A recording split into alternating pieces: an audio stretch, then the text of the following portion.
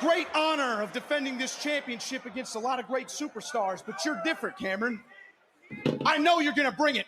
I know we're going to leave it all inside this ring because you have everything to gain and nothing to lose. Braun, it may seem like that, right? That I got nothing to lose. But for you, what, next week it's just another big title defense, right? But what's the worst that happens if you do lose that championship? I mean, you're still Braun Breaker. You lose that championship, you get brought up to Raw or SmackDown. You lose that championship, they probably put you on SummerSlam. I lost my North American championship, and instead of trying to go back for that, Braun, I put all my chips in the middle, and I said I'm going all in on Braun Breaker. But that's what makes us different. What I'm trying to get at, Braun, is that I don't have a backup plan. If I lose that championship, that's it for me. But I guess you don't know what it means about having a backup plan. I guess seeing how this was your backup plan. I mean, you always wanted to be in the Pro Football League, right? But then the Ravens called you up and said, hey, little Braun, you're just not good enough to play on our field. So you call up Pops and you say, Daddy, please, I've always wanted to be in the WWE. And now here you are. Wow, man. I did not expect that from you. What, you want to bring my father into this? I'm just speaking the truth, man. Well, we all know what happened the last time someone tried to do that.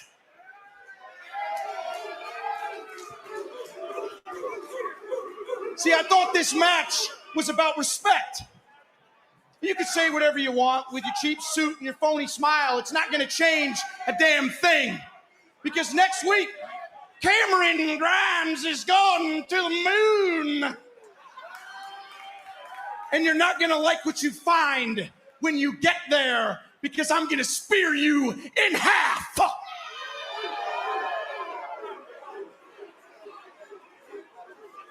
Braun, unlike those guys you may have been tackling on the field, you may knock me down, but I get up. You may knock me down again, but I get up. And you may try again, but guess what? I get back up. You know what? That's fine. Keep getting up, because I'm going to keep knocking you down and make you regret challenging me for this NXT championship. And then, hell, maybe when we're done, you can call up your buddy Ted DiBiase and ask him what you should do next.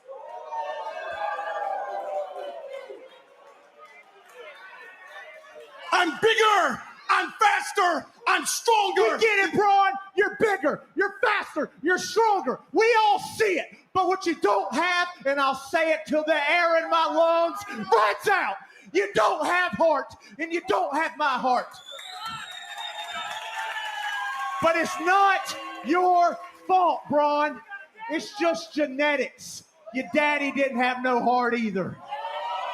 That's why he was never a world champion, and that's why you had to look. Oh! Breaker has heard enough. This is referee Dan Hirsch, and come celebrate pro wrestling right here on the Sit Down Marks podcast. Ladies and gentlemen, the following Sit Down Marks podcast is set for one fall. Introducing first, your heel host that is always helping to spread the good word of wrestling, Dirty Bird. Next up, the co-host from the land of the rattlesnake, editor and producer, Primo. And finally, your co-host, straight out of your mama's kitchen, driver of the grip wagon, straight off a cliff, assistant editor and producer, AJ.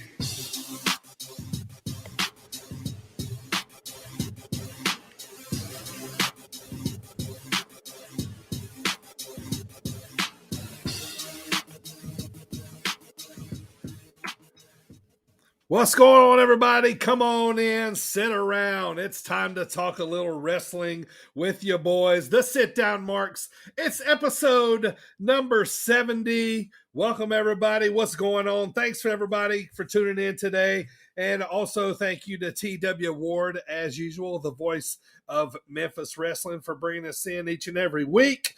Welcome to the pod. First of all, my co-host, formerly the waitress crippler, still from your mama's kitchen, AJ. What's going on, my man? Somebody call my mama. That's what I bring to the table. Hey, y'all. Is that what you wanted? Can somebody call my mama? It's about to get funky up in here. Yeah. And feeling funky today, coming in, your three-time Kurt Angle Trophy champion, Le Champion of the Sit Down Marks podcast. What's going on, Primo? Not a whole lot. Just champ stuff, Prop dusted the hell out of myself. But beyond that, everybody likes their own brand, but sometimes it's a little strong. Getting funky up in there. I got a little too funky. You might got a little funky from eating some rolls. Maybe The Nightmare Factory was the Funk Factory. Welcome to the pod today, boys. I want to also thank everyone listening on all the podcast platforms out there, including Apple Podcasts, Spotify, iHeartRadio, and many, many more. Also, I want to thank Jet Designs out there on Facebook. Go check out Jet Designs. He sponsors the podcast. If you need a die cast, he's the man to go to. He's the man to get those custom die casts made. Go to Jet Designs on Facebook and check him out. And also, if you're listening to us, it must be Fridays and also throughout the week on SportzWire online radio. SportzWire radio each and every week. Thomas Bryce plays us quite a few times throughout the week, and we really do appreciate it. So if you miss us, you can check us out over there, and we appreciate everybody checking us out on SportzWire radio. And if you listen to us on any of those podcast platforms, check out that review, and while you're there, leave us one, good or bad. We'll take it. We just like those reviews. So we're men, we're boys, not no boys. We're men. So give it to us. If you think we suck, tell us. If you think we're great, tell us. We just need those reviews from us, and we really would appreciate it. So go check those out. So let's get this thing started right off the bat. Let's piss AJ off. What do you say, Jukebox? What do you got here today? Jukity box. Little piss in AJ's coffee.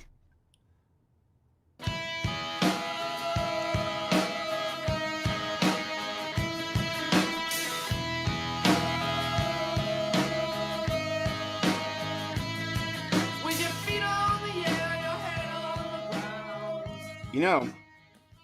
I fucking love the Pixies. I love that song, and we're gonna talk about that match extensively later. But right now, you guys can go fuck yourself. Well, when we seen the one, hey, it's not up to us, but when we seen the one the jukebox was spinning up this week, we were like, oh, it might be a little controversial there for AJ. So, but I do love that song. Jukity box gives us the heads up. But Jukity box is trolling me for some reason. It does. He hadn't played S-Man yet. But S-Man. Watch out, it's coming though. AJ, what do you got, man? Anything happening this day in history? I do have a couple of things. First off, Dirty Bird is old. Make a story out of it. Whatever. Heck yeah. I have no time. Today's not my birthday or nothing. No. He's like, I'm old. Hell yeah, I'm old.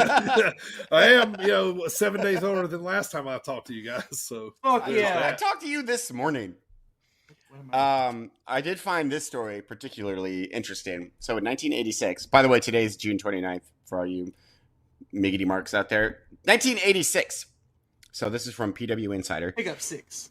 The AWA announces that since world champion Stan Hansen refused to wrestle Nick Bockwinkel in Denver, Colorado, Hansen was being stripped of the title and Bockwinkel was named the new champion. Here's what happened behind it. Stan Hansen had been booked to defend the AWA world title on an All Japan pro wrestling show against, I think it was against Giant Baba. And like they were advertising it over there. So when the AWA was like, you're going to drop the belt to fucking Nick Bockwinkel, Stan Hansen was like, yeah, fuck you. No, I'm not. I'm going to go honor my commitment to Japan and Giant Baba, and then we'll talk. Sure. So they stripped him of it. And so to retaliate, I guess, like Bockwinkel just got awarded a new belt because Stan Hansen kept the belt and traveled to Japan with it to like defend it. So in retaliation, he took the belt and ran over it with his car, effectively like ruining the belt. And then he sent it to Vern Gagne, which I thought was hilarious. Like he completely fucked the belt and then sent it to Vern Gagne. So I was like, good for you, Stan Hansen. So it wasn't Corel brand or whatever, Unbreakable. No, not yet anyways. So I thought that was a really cool story. Shit. Yeah. I like that kind of stuff. And then a couple of other things in 98. After Steve Austin lost the title, the WWF World title, he won it back from Kane like less than 24 hours earlier. It's like, you have been excellent at booking your entire lives, WWE. Awesome. And then in 1999, the Hardy Boys defeated the Acolytes for their very first WWF World Tag Team title. That was in Fayetteville, North Carolina. I always felt like an asshole. When they're, that was awesome. No Hardy Boys. I did like their music. So that's really all the interesting things that I have for this day in wrestling history. Nice. All right. Primo, you got anything in the headlines here for this week? I do have a few things in the headlines for us here this week. Bored? Yeah, I don't know what that was at all. You say you're bored? Yeah. I didn't even give you the headlines yet. With your sass mouth. Well, fuck, I don't have any headlines. No headlines. He's pissed at you about Orange. See, this was happening. You think I'm gonna be fucking. Yes. What a great Anyway, song though. Like, the it really Pixies is. are so good. So first off, I want to start with. This isn't in my notes, so I need to get out of the way before I forget. But I recently, within the past week or so, I saw that somebody in the wrestling community discovered that Joey Ryan was working at Disneyland. And today, Disneyland fired Joey Ryan because they didn't realize who they had fucking working for them. Oh my god, are you serious? I didn't know anything about that. Oh, that was amazing. They were like, him? oh, so we have somebody who's accused of sexual assault or whatever working for us. Obviously, that's not a good look. No. Fired. Wow, they didn't know who Joey Ryan was. Like, I mean, his whole gimmick was basically like porn star and everything too, right? Yeah, like when you hired him, we were like, oh, this is a new person I've never. Doesn't he not have? I'd like to go back. I'd like to go back and find the post because it looks like somebody some private eye took this photo of him because he's like in the distance and he has like the safari hat hanging from the back, looking like he's ready to take people on a jungle cruise. Oh wow! Don't they have his fucking resume? Like, don't just hiring people at Disney, I guess. Wow. In kayfabe news, they hired Ric Flair to be the ride operator for Space Mountain. Hell yeah, of course, right? And then the first passenger on Space Mountain is going to be Mr. Perfect. You think it would be Liz, but nope.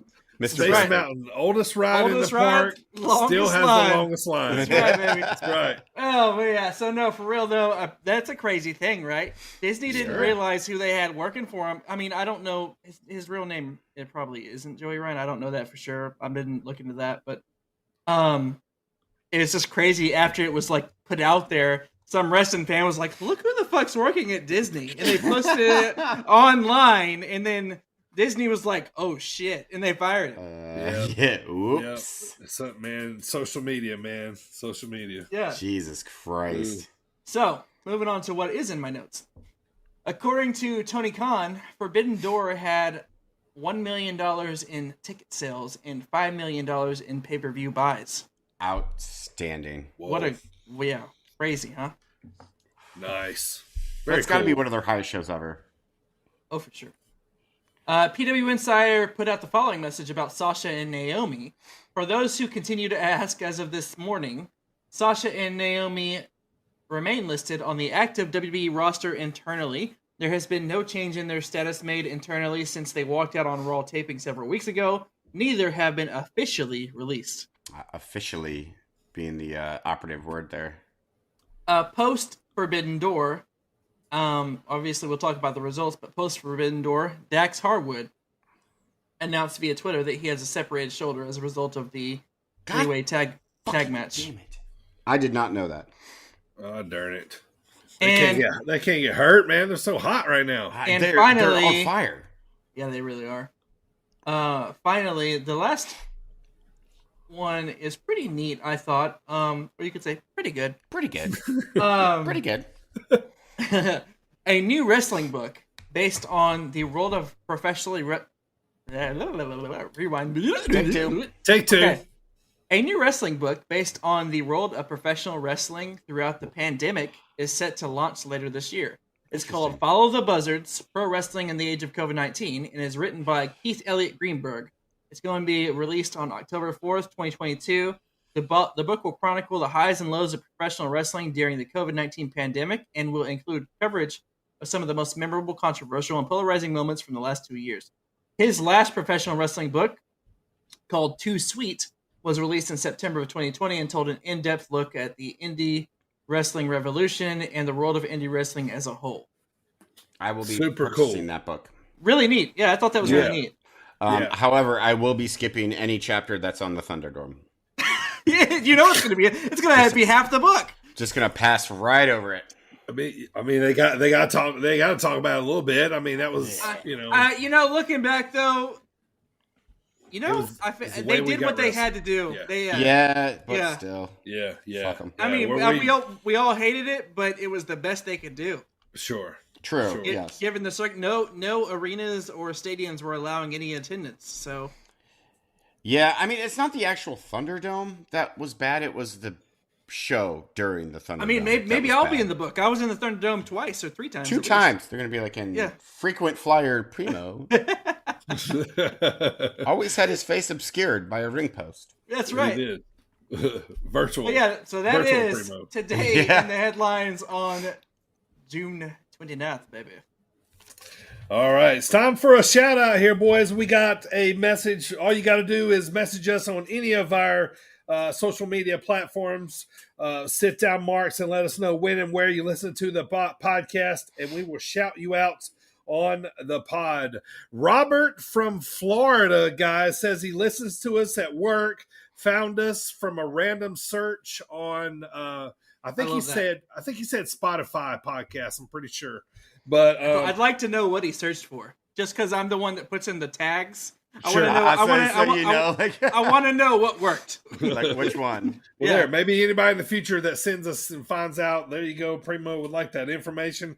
But this particular one, he just said he found us from a search. Enjoys the pod. Has been listening. He said for about 6 or 7 pods now. So welcome to Sit Down Mark's world, man. And thanks for listening. How about it, boys? Absolutely. Yeah. No. Thank you for listening. And I just can't stress this enough. I've said it once before. I am more satisfied when I hear that somebody organically found us from a search. Yeah, because it means that our search optimization is getting better, and we're getting we're flooding the market with our crap, right? With our crap. with our bullshit. Yeah, exactly. So it's awesome, to know that somebody, maybe if he typed in wrestling podcast, we were one of the first 20 that he saw, and he thought that our faces looked funny, so he clicked on it. I mean, our faces do look funny. Bunch of ugly men. Yeah. It still blows my mind every time. Thank you, Robert that we get from Florida, for listening. We do appreciate it. Yeah, really, it blows my mind too, and it's pretty, I just want to say this too, it's pretty easy to find our podcast. I mean, a lot of the podcasts have former wrestlers on them constantly, and the big ones on there, but, most of the time it's usually, it pops up somewhere. So yeah, so that's cool, man. So thank you, Robert, man. Thanks for continuing to listen, and tell any of your wrestling friends about us, man, and thank you once again, man, for checking it out. All right, let's move on here, AJ. Let's see what you got for your segment this week, sir. AJ's dumb thing. Can't we take a week off? AJ, go have a sandwich or a bowl of cereal or something instead, you big old tit. of the week. You big old tit. You big old tit. You know what, robot voice? I will, fuck you, fine. I will have some cereal. You actually have a box? Holy cow. How's that possible? So, I'm currently holding in my hands a box of WWF That's amazing. Superstar cereal from it's called WWF Superstars. This is from 1991. I went with the Hulk Hogan and Ultimate Warrior version. They also have just Hulk, just Ultimate Warrior, and then they have Hawk and Animal as well. They also have a Macho Man version, but I went with the the double. This is This is from 1991. Sure. Do not eat that. Do not. Oh, do not. No way. No. Was it sealed? What is it? What's it like? Is it stale? Is it like what What's it compared to? It looks like I forgot what it looked like because I saw the commercial. But obviously, is it like Stars or something? Yes. Yes. Do you guys ever just have like existential crises where you'll sit down one day and you'll be like, how the fuck did I end up eating 91 or 31-year-old cereal on a wrestling podcast? Never. When I was 20, I was full of hopes and dreams and like you just went for it. You just went for it. There was no warning. And now I'm eating 31-year-old cereal. Yes. I'm disappointed. It doesn't have it's supposed to have flip books where you can. Well, here I'll read the blurb. Study the moves of your favorite WWF superstars, Hulk Hogan, Ultimate Warrior, and the Legion of Doom. All have extensive move sets that you need to learn. With our free flip book inside every box, and but is it tasty? Is it even crunchy anymore? All right. I don't know how to answer that. So back in 91, they still make cereal, with all the sugar and preservatives, and AJ's going to throw up about midway through. So I love this show on the History Channel called The Food That Built America. They do this specifically, where they try out food that's like 20, 30, 40 years old. Yeah. And this should be submitted, honestly. AJ, just puke it back up. Just throw it up. You don't. By the way, I bought this. I bought this on eBay. This is you don't even know what could have happened. Wow. Injected. It has 4 whole grains. Or no tropical oils. It's encouraging. So they didn't put suntan lotion in it. Yeah. So it's spoon-sized superstars. Hint of vanilla, sweet but no pushover. And I regret. You taste any vanilla? So I taste shame and a life just lost. I'm super impressed that you have that box. I taste wasted potential. And you're going back for more. Oh, see, it must be decent. He keeps eating it. So It's time for Breakfast Mania. Introducing WWF Superstar Cereal. The Big Taste. Why are you on the box? You're the Legion of Dummies. You're doomed for disaster. What a great crunch! With tasty star shapes that are a super delicious part of this complete breakfast, it'll make breakfast a crunch fest. New WWF Superstar Cereal. Super taste, super breakfast, superstars. It's Breakfast Mania! It's Breakfast Mania, the Legion of Dummies. The Legion of Dummies. Not the Doom. Yeah. The Dummies. AJ, you going to live? I'm good. You all right? I'm fine. Just throw up. That'd be good. All right, well, let's move on while AJ's going to puke in a bucket here. It's time to talk about what we're going to talk about. Welcome, everybody, to the show. I'm the Dirty Bird. AJ, if he can speak. A plus on that. Him and I are going to talk about our weekend at CCW. And, of course, we got to talk about all the Forbidden Door results. A big thing happening today. Squared Circle Questions, our very first kind of trivia game we played inside the pod, is officially 1 year old today. So we're going to play that to throw it back. I got a little surprise for the boys there. And also we're going to do everything we can to get you somewhat excited for WWE Money in the Bank this awesome Forbidden Door show that we just watched. So, but we're going to do our best. And then, so after all that, last pod of the month. So we're going to review our last Starrcade 98 match. And that match is Juventuud Guerrera versus Billy Kidman versus Rey Mysterio. Like I said, Starrcade 98. It's going to be a full pod here, boys. Let's get it going. Thank you guys all for joining us today. Let's get it. This is Levi Cooper. Hey, this is Buck Nasty, Bucky Collins. This is Big Beef. What's up, bozos? This is Trevor Outlaw, and you're listening. And you're listening to the Sit Down Marks. Sit Down Marks. Sit Down Marks. And you're listening to the Sit Down Marks podcast with DB, Primo, and AJ. All right, so Indie Roundup this past weekend, AJ and I went down to Cape Girardeau, Missouri. We were going down for a big card. It was the CCW Super Show. Upon arrival, CC Dub. Well, upon arrival, we found out that Killer Cross and Scarlett that were supposed to be there missed their flights. Some of their flights did not have pilots. So they ended up not making the show. They ended up getting rebooked for later in August.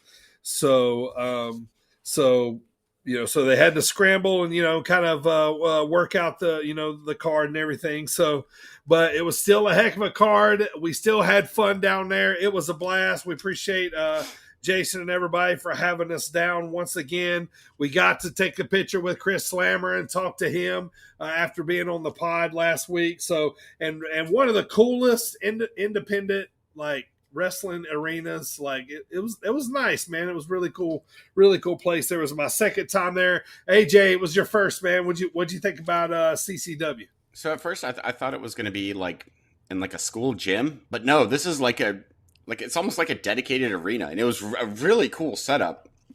Yep. Oh God. And I'm gonna send that cereal to Chris Slammer. Be like, put this on your shelves. So again, like you said, they got thrown a curveball very, very late in the game. It was like an hour before the show where they had the cancellation, and so they had to scramble, and they did a great job. You could tell that they had to change things on the fly, but it was nearly seamless. So it was still a fantastic show. We had a lot of fun. And I do want to mention, speaking of disgusting things I put in my body that are actually delicious, this wasn't, I don't know why I said that. This wasn't disgusting. Yes, you definitely got to talk about these people. So next to us they had they're called Leap of Faith Nutrition. And it's Chrissy and Dusty. Fantastic. And they had these, their business is they make iced teas and shakes and various other healthy drinks, and it was really cool. They named them after they had jugs of all of them, and they named them after the performers. And I swear I drank fucking 7 of these goddamn things. They did. I did at least 4. At least 4. I know I did. I was I will punch Jesus in the face to have more of these because they were so good. I love them. I kept trying the new ones. I went all down the line and just drank so much of this stuff. It was fantastic. And then at the end of the show, they had some left over, and they came over to us. They came over and talked to us a little bit, throughout the show. And then Dusty came over to us, and he's like, AJ, they had leftovers. So you want to take home some juice? I was like a child. I was like, yeah! So I got juice, and it was great. I love these people. Again, that's Leap of Faith Nutrition. They're in Cape Girardeau, Missouri. If you're down there, stop in, or you can order stuff online from them, and it is worth it. I don't care how expensive it is. It's actually pretty reasonably priced too. It's delicious, and it'll have you wired for months because I'm still wired from it, obviously. Yeah, it was a great time down there, and they rescheduled Killer and Scarlett for August 27th. Now we're not going to be able to go back down there for that because we have a show with Iron Spirit Pro that day, our promotion that we work for. But we'll definitely be back down there for sure. And we appreciate the hospitality. It was fun. We had a good time, man. We also got to meet former Ring of Honor television champion and very recognized Cheeseburger. You know, yeah, he was cool. He was very cool. Yeah, he was. And I don't know why we didn't get a picture with him. Talked to him, didn't get a picture. So that was our fault. That was our fault. But because we're dummies. I don't know. I was all hopped up on Super T, so I don't know what your excuse was. I was running all over the place. It was definitely a fun time. Looking forward to going back down there. We got to see Dylan, and his uncle was there, a very cool guy. He also told us that the arena that we were at, Metallica played there very, very young, like in the Cliff Burton days, if you know anything about Metallica. So that was, very young in the start of Metallica. So that was really cool to hear. And but yeah, it was a very nice arena, and looking forward to going back down there.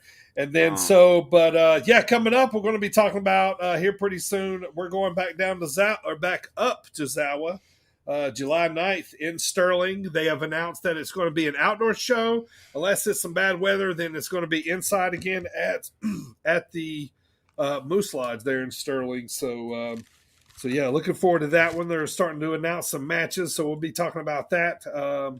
I guess that'll be next week. Yeah, sure will. I do want to say hi to Tim, by the way. Tim, Dylan's uncle. He was awesome. Really cool to talk to him. Definitely was. Yeah, definitely was, man. It was cool. He had listened to the pod, obviously, when his nephew Dylan was on the show. And it was cool to come out to see him watch wrestling, too, and talk with us. So, very cool. So, all right, let's get to what's getting important here lately. AJ, let's talk about AEW Dynamite and Rampage, man, so we can get to Forbidden Door, brother. Okay. Couple of things that I will quickly go through Dynamite and Rampage just because, it's all set up and Forbidden Door has already happened. So first I want to talk about Bryan Danielson's promo. Sure. Because I think he's the best all-around performer in the world, on the mic, in the ring, blah, blah, blah. He had a great line where he was like, Chris Jericho paid Zack Sabre Jr. to prove he was a better technical wrestler than me. I was not only excited to prove that was not true, but I was also going to crush his trachea. It's just so awesome. It's like he's a face, but not a face. Like it makes me sad that Bryan Danielson kind of had his balls cut off for however long in the WWE. And now we get like actual American Dragon Bryan Danielson. It's fucking awesome. Hell yeah, it is. So he announces a replacement. The rumor mill immediately starts churning. Christian Cage talked about how he turned on Jungle Boy to the surprise of absolutely no one. Yeah, this was a fantastic promo. I love this. Yeah. This was really good. It was fantastic. I love this version of Christian Cage. Like this is there are a couple of moments where I was like, "Oh, really?" Like right. Like you're gonna bring up Luke Perry? Like, but it was awesome. It was like peak Christian Cage. So I highly recommend going and finding the promo and listening to it if you haven't done so. And then, we have some matches. We have qualifier for the All-Atlantic Championship, which Malachi Black won against Penta Oscuro. Hangman Page versus Silas Young. Fine. I was going to say, I thought that match was pretty cool, though. Black and Oscuro. That was awesome. But I enjoyed it. The real reason why it was so awesome was because of Kazuchika Okada. The coin drop. We got the coin drop. Yep. That was so. I love Okada. I love him so much. And so to see him in AEW. He's a fucking rock star, man. Yes. He's a rock star. He's like Jay White, man. He's just on another level right now. Okada's been there for a long time. I'm not saying right now. But Okada's been there for a long time, but like he's like, the like standard bearer basically of him and Tanahashi, like they're just they're just both rock stars, man. over as fuck. Yeah, rightfully so too. Oh my god, we'll get to Forbidden Door. Ugh, that's so good. I've watched it 3 times. By the It's way. so cool to see them on Dynamite. Let me just say that on American Wrestling on Wednesday nights live. It's dope as shit, man. I fucking love it. It was awesome. And then, so I'm gonna skip to the main event, which was Jericho and Sir Murderhawk, just because we haven't talked about Sir Murderhawk in a while. And then against Moxley and the man Tanahashi himself. And it was just awesome because Tanahashi and Moxley were teaming with each other, and it just made everything like it upped the excitement level for Forbidden Door even more. So that's all I have for Dynamite, really. If you guys have anything, yeah. Well, I was glad to see on Rampage Andrade El Idolo. And then the other thing I was going to say, I was happy to see Hook back in singles action. Send Hook. Yes, I was too. Send him back to singles action. He looked a little gassed. A little. But nothing too bad. I mean, he's, 22? Like, he'll get it back in no time. Yeah, let's scrap it. Let's go back to a fucking killer. Let's go back to being a killer. Yeah, no face Hook. Yeah, let's go back. That's all I got. That's all I got for those two, man. So do I. Well, and then there was the match with Cash Wheeler against Jeff Cobb, which was great because yes, I like seeing Harwood Jeff and Cobb Wheeler too. just unstoppable. But yeah, that's all I had for either of those shows, just because I just wanted to talk about Forbidden Door. That's all I wanted to do is talk about Forbidden Door for the last 3 days. We're there. Let's go. Yes. You guys want to do the buy-in, or do you want to skip the buy-in? Just do it all. I watched everything. The buy-in was actually good too. Yeah, let's go over it quickly. So first we have Aaron Solo and QT Marshall taking on Haruki Goto and Yoshihashi, which this is just a fun match to kind of, the crowd's coming in to, get their seats. They're getting drinks. They're moving back and forth. So it's just a fun little match. Yeah. Yeah. Aaron and QT are healing here. Yeah. And it was just spot here, spot there, which is fine. It was great. Goto and Yoshihashi won. Up next, we saw Nick Camarado against Mr. Murderhawk himself. I'm sorry, Sir Murderhawk. Sir Murderhawk. Lance Arthur. my apologies. And Sir Lance got the win over Nick Camarado, which is fine. Like I don't really care that much. And then the third match was Swerve Strickland and Keith Lee facing Kanemaru and El Desperado. Swerve and Lee. Swerve in his glory. They spent a lot of time. That was their name, Swerve in his glory. Which is kind of hilarious. So they got the win. And then Team Taz was in the crowd and kind of being like, you fucks. And so it was awesome. I'm avoiding all the stuff that happened with Max Caster and the Gun Club, because you guys can all go fuck yourselves. Unless you guys want to say something about it. That's the buy-in, by the way. You got to admit, though, Max Caster, when he comes out, like everybody's, it's over kind of, because everybody wants to hear what he's going to say, especially if you're in the arena, you know what I mean? Like if you don't watch the match, you're at least watching that. That's what I was going to say. So this isn't the first rap gimmick we've seen. No. It's not even in the top 5 rap gimmicks we've seen. But like, this is a good variation. But I'm thinking like most of the time when people start rapping out to the ring or whatever, we're just like, okay. But yeah, I think Dirty's right. People, because he said enough controversial shit that people are like, what's he gonna say? Okay. So here's my thought on why people pay attention. So do you guys remember Vine, like the precursor to TikTok? Yes. Sure. So there would be times where I was in the mood to annoy myself. So I would go to Vine and like watch like the popular page of Vine just to be like, oh my, I'm annoyed now. But I was watching it, just because I wanted to be like, oh, I fucking hate this shit. I just wanted to be annoyed. That might sound perverse, but whatever. I feel like the crowd is like that with Max Caster. They're like, this is so awful and cringy, but I want to be annoyed. So let's listen to what this douchebag has to say. Actually, I don't want to call him a douchebag. He might be a lovely guy in real life. He probably is. I will say this: I like the version of just them two. You know, I mean, I know that Max's partner's hurt. I can't think of his name at the moment. But you know, this Gun Club version is a little funny. But you know, it's a little funny, but it's getting a little annoying now. But you know, I still like it. You know, anyway. So I have to admit, Anthony Edwards, is that his name? No, Anthony Edwards was Goose from Top Gun.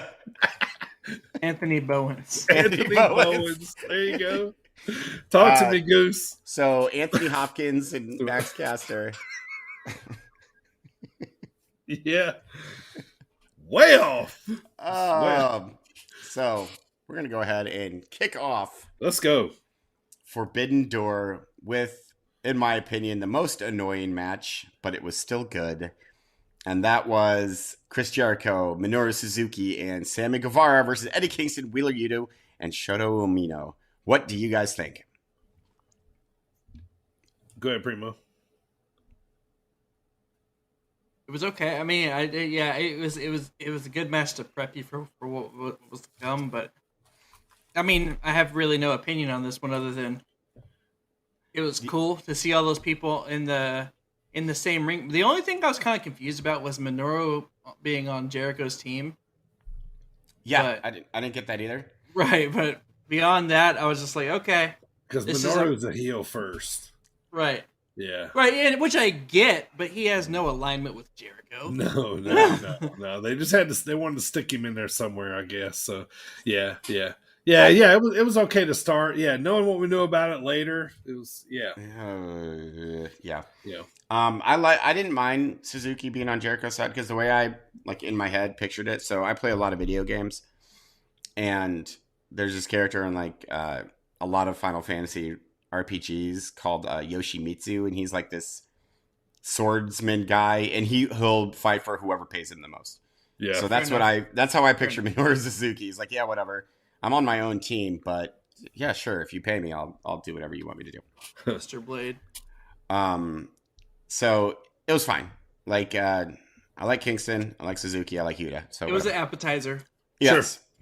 Up next, we have Roppongi Vice versus United Empire versus FT fucking R. A+. Yeah, without definitely. question. Great match. Probably my favorite of the card. I have such a hard on for FTR right now. Yes. They are so over. My God. Yeah, And I didn't even pick them to win. I picked Roppongi. Yeah, we all did. Really, I think. I didn't. I picked FTR. You fucks. We both picked Roppongi, and then you picked fucks. Okay. So fucks. You giant tits. Yeah, honestly, I was surprised. I was genuinely surprised that they captured the IWGP gold. I loved all it. the belts now. All the belts. Yeah, and I was just about to ask, it's my own ignorance, but I was about to ask, when did they lose the AAA titles? But they didn't. They just haven't been carrying them. Yeah, they still have them. Because then I saw the picture later on the night of them with the 3 titles. They were probably coming for the AEW titles if what's the name hadn't separated the shoulder now, so it might be a little pump the brakes on that. But it's put a shoulder back. Just pop it back in, but I think it was Wheeler that, or it was which one? I can't remember which one. Fucking hurt his shoulder. Yeah, Dax Harwood. Oh yeah, it was Dax. Okay, Bald. so Wheeler, I feel like can be a singles guy and carry that team in any storyline that needs to be carried. If Dax is going to be out for a while, they're just that good. So yeah, FTR gets the win. Now they have so many belts, and up next, they're going to come for the AEW World Titles, and they're going to win them, and then they'll probably turn heel again. They're going to fight the Good Brothers in Impact. You know how awesome that match would be. Sweet. Give it. It's happened in WWE. Yeah. Oh God. So revival. We mentioned Bryan Danielson in WWE. What was that club they were in with AJ for a little while? The club. They were just called The Club. The Club. Yeah. Beat up John Cena. What's that club? The Club. Yeah. They were just called Gallows and Anderson. Yeah, that's right. Like again, like compare FTR now with FTR or the Revival in WWE, where they were like shaving each other's backs and stuff. I used to like to say, I like that you used to always just say, top guys out. Yeah. And in they the are. beginning, the Revival in the beginning were kind of like what they are, like their characters are closer to what they are now. Yeah, you know, in NXT, this is how they were in Yeah. NXT. Yeah, they were back over when as NXT shit, was too, awesome. then. Yeah. Say yeah. Yeah, the Revival versus like DIY and like a bunch of those other tag teams from NXT's golden days. Heck It was awesome. So if that match was an A+, this next match I give just an A-. It was Pac versus Miro versus Malachi Black versus Clark Connors for the All-Atlantic AEW All-Atlantic Championship. It was good, and I mean, obviously we got to crown the first ever champion, and I'm okay with. Yeah, it was a good decision to put it on Pac. After thinking about it, I was like, yeah.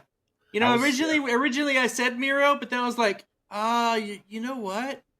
Pac kind of deserves that. You know, he does. Yeah. And it was a fantastic match. Yeah, the match was really good for me. I wanted Miro to win, obviously, but me too. I don't know with Pac. Like for me, it's like he's not like a title guy. He's more like a faction guy, a feuding guy. You know what I mean? Like I don't really feel like a title elevates him or brings him up or down. Like I don't know. It's just you know, like to be the first. I don't know. I kind of thought. I think that would go Pac. I think they would go with Connors. I thought it'd be one of the other two. I don't see him holding. Well, not. I don't think it would have anybody that's not part of AEW. Right. But being it's the first time, the first ever holder. Sure. But I also now saying that I don't think that Pac is going to hold it for very long. No. Yeah. To your point about Pac not being like a title guy, like it doesn't really hurt him or help him, but it does whatever title he has. Because remember when he like the cruiserweight division was just I was just thinking about that. And then Pac got it, and then it was a thing. He was the Bastard King or whatever. Yeah, and it was awesome. It was awesome. Sure. So I also, because I was wondering why they would decide to put it on Pac too, but apparently, so I was watching, I think it was like Wrestle Talk News. They do reviews of shows, and they're British, like they're in England. And so they were talking about how over there, AEW is like twice as popular as WWE. Like people watch AEW, like that's their thing. Sure. And Pac being from Newcastle or wherever he's from, it makes sense to have a British champion. Every person from the UK that we've had on the show, they've all said that they really enjoy. I think it has to do with the schedule too. Yeah, and availability. Yes, because I guess you got like WWE's behind a paywall where AEW is just free for everyone. Yeah, they can watch it on other sources. Yeah. Yeah. So yeah, I liked it. Match was awesome. So up next, fucking hell, the Bullet Club versus one of my main knocks against the pay-per-view. I have two giant ones. The Dudes with Attitudes, which I think was the dumbest fucking name I've heard. It's like Zach Morris's band from Saved by the Bell. The original Dudes with Attitudes was like way back when, but I don't understand why Sting and Darby Allin and I forget the other guy's name, but why they were the Dudes with Attitudes. It's the Shingo Takagi. That sounds like a tag team that wrestled at the Armory around the corner from me the last weekend. Yep, Dudes with Attitudes. The coolest thing for this match for me personally was seeing the Young Bucks back in like their Bullet Club attire and stuff. Yeah, it was definitely cool. Yeah, I'm digging that. I like that. The match was, again, anytime Sting does things, I mark out like a child. Oh, yes. So, like, first of all, how he entered the match. Oh, yeah. Yeah, that was awesome. Dude, Sting, you are a 65-year-old man. Please stop jumping off of things. I don't think he knows that. Right. Oh, my God. Like, but it's so awesome, man. Like, please don't get hurt, right? But, no, but it's so awesome. He's so inspired to do this shit, man. You can tell he's having so much fun. Yeah, he's having a time of his life. When he no-sold the super kicks. Oh, that's one of my favorite moments. And then he just like ducked down for the super V trigger. Yep. Yeah. I love it. I loved it and so much. They each other. He has the best no-sell ever. Like, you know how the Road Warriors, like, they'll get hit with something and they'll be like, boop, and like pop right up. Every time that happens, I'm like, oh, fuck yourself, Road Warriors. I mean, I know you love them, so I apologize. Don't you ever say that ever again. What Go the fuck fuck? Legion of dummies. Your Yeah, mouth. go- The But when hell? Sting does it, I'm still like, yeah, fuck that shit. So, you know, dudes with attitudes get the win. Of course. I loved it. Loved it. Yeah, awful name, but funny. Yeah. Yeah, I enjoyed it too. Up next is one of the this had to have been a piss break match. Like I can think of no other reason why this was on the card. And it was still a good match. Like, don't get me wrong. Thunder Rosa versus Toni Storm for the AEW Women's title. Still a great match because these two, they have It was great on there chemistry because she together. had to defend her title. Yeah, I think so. But you have all these awesome, like, you know, New Japan guys versus AEW, and then there's this straight AEW match. Sure. But it was fine. It was still a good match. Yeah, this match was good. Yeah. I thought it was all right. I thought right result, make Tony look good. You know, start a little rivalry there. Yeah, Shook hands afterwards. Like, it was great. Yeah. Thunder can make others look real good. And I thought she made Tony look good here. Yeah, I did too. I thought it was cool. But again, I didn't think it was necessary. So, up next, in my most surprising match of the night, we have Orange Cassidy versus Will Ospreay. This match was...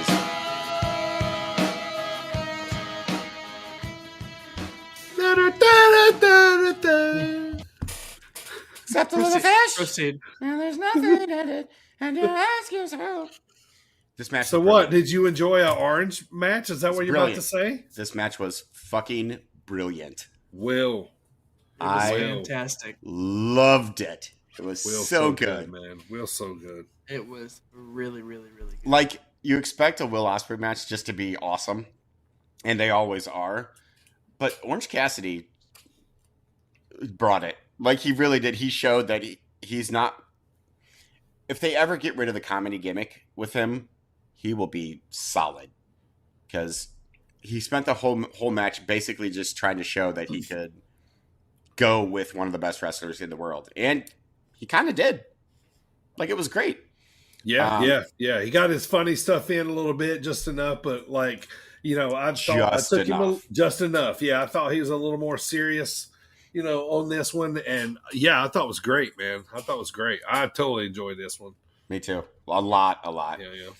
Yeah. This was almost match of the night for me. Will Ospreay's so good. My God. Hit us one more time, Primo. Let's hear that sweet orange music to finish us up.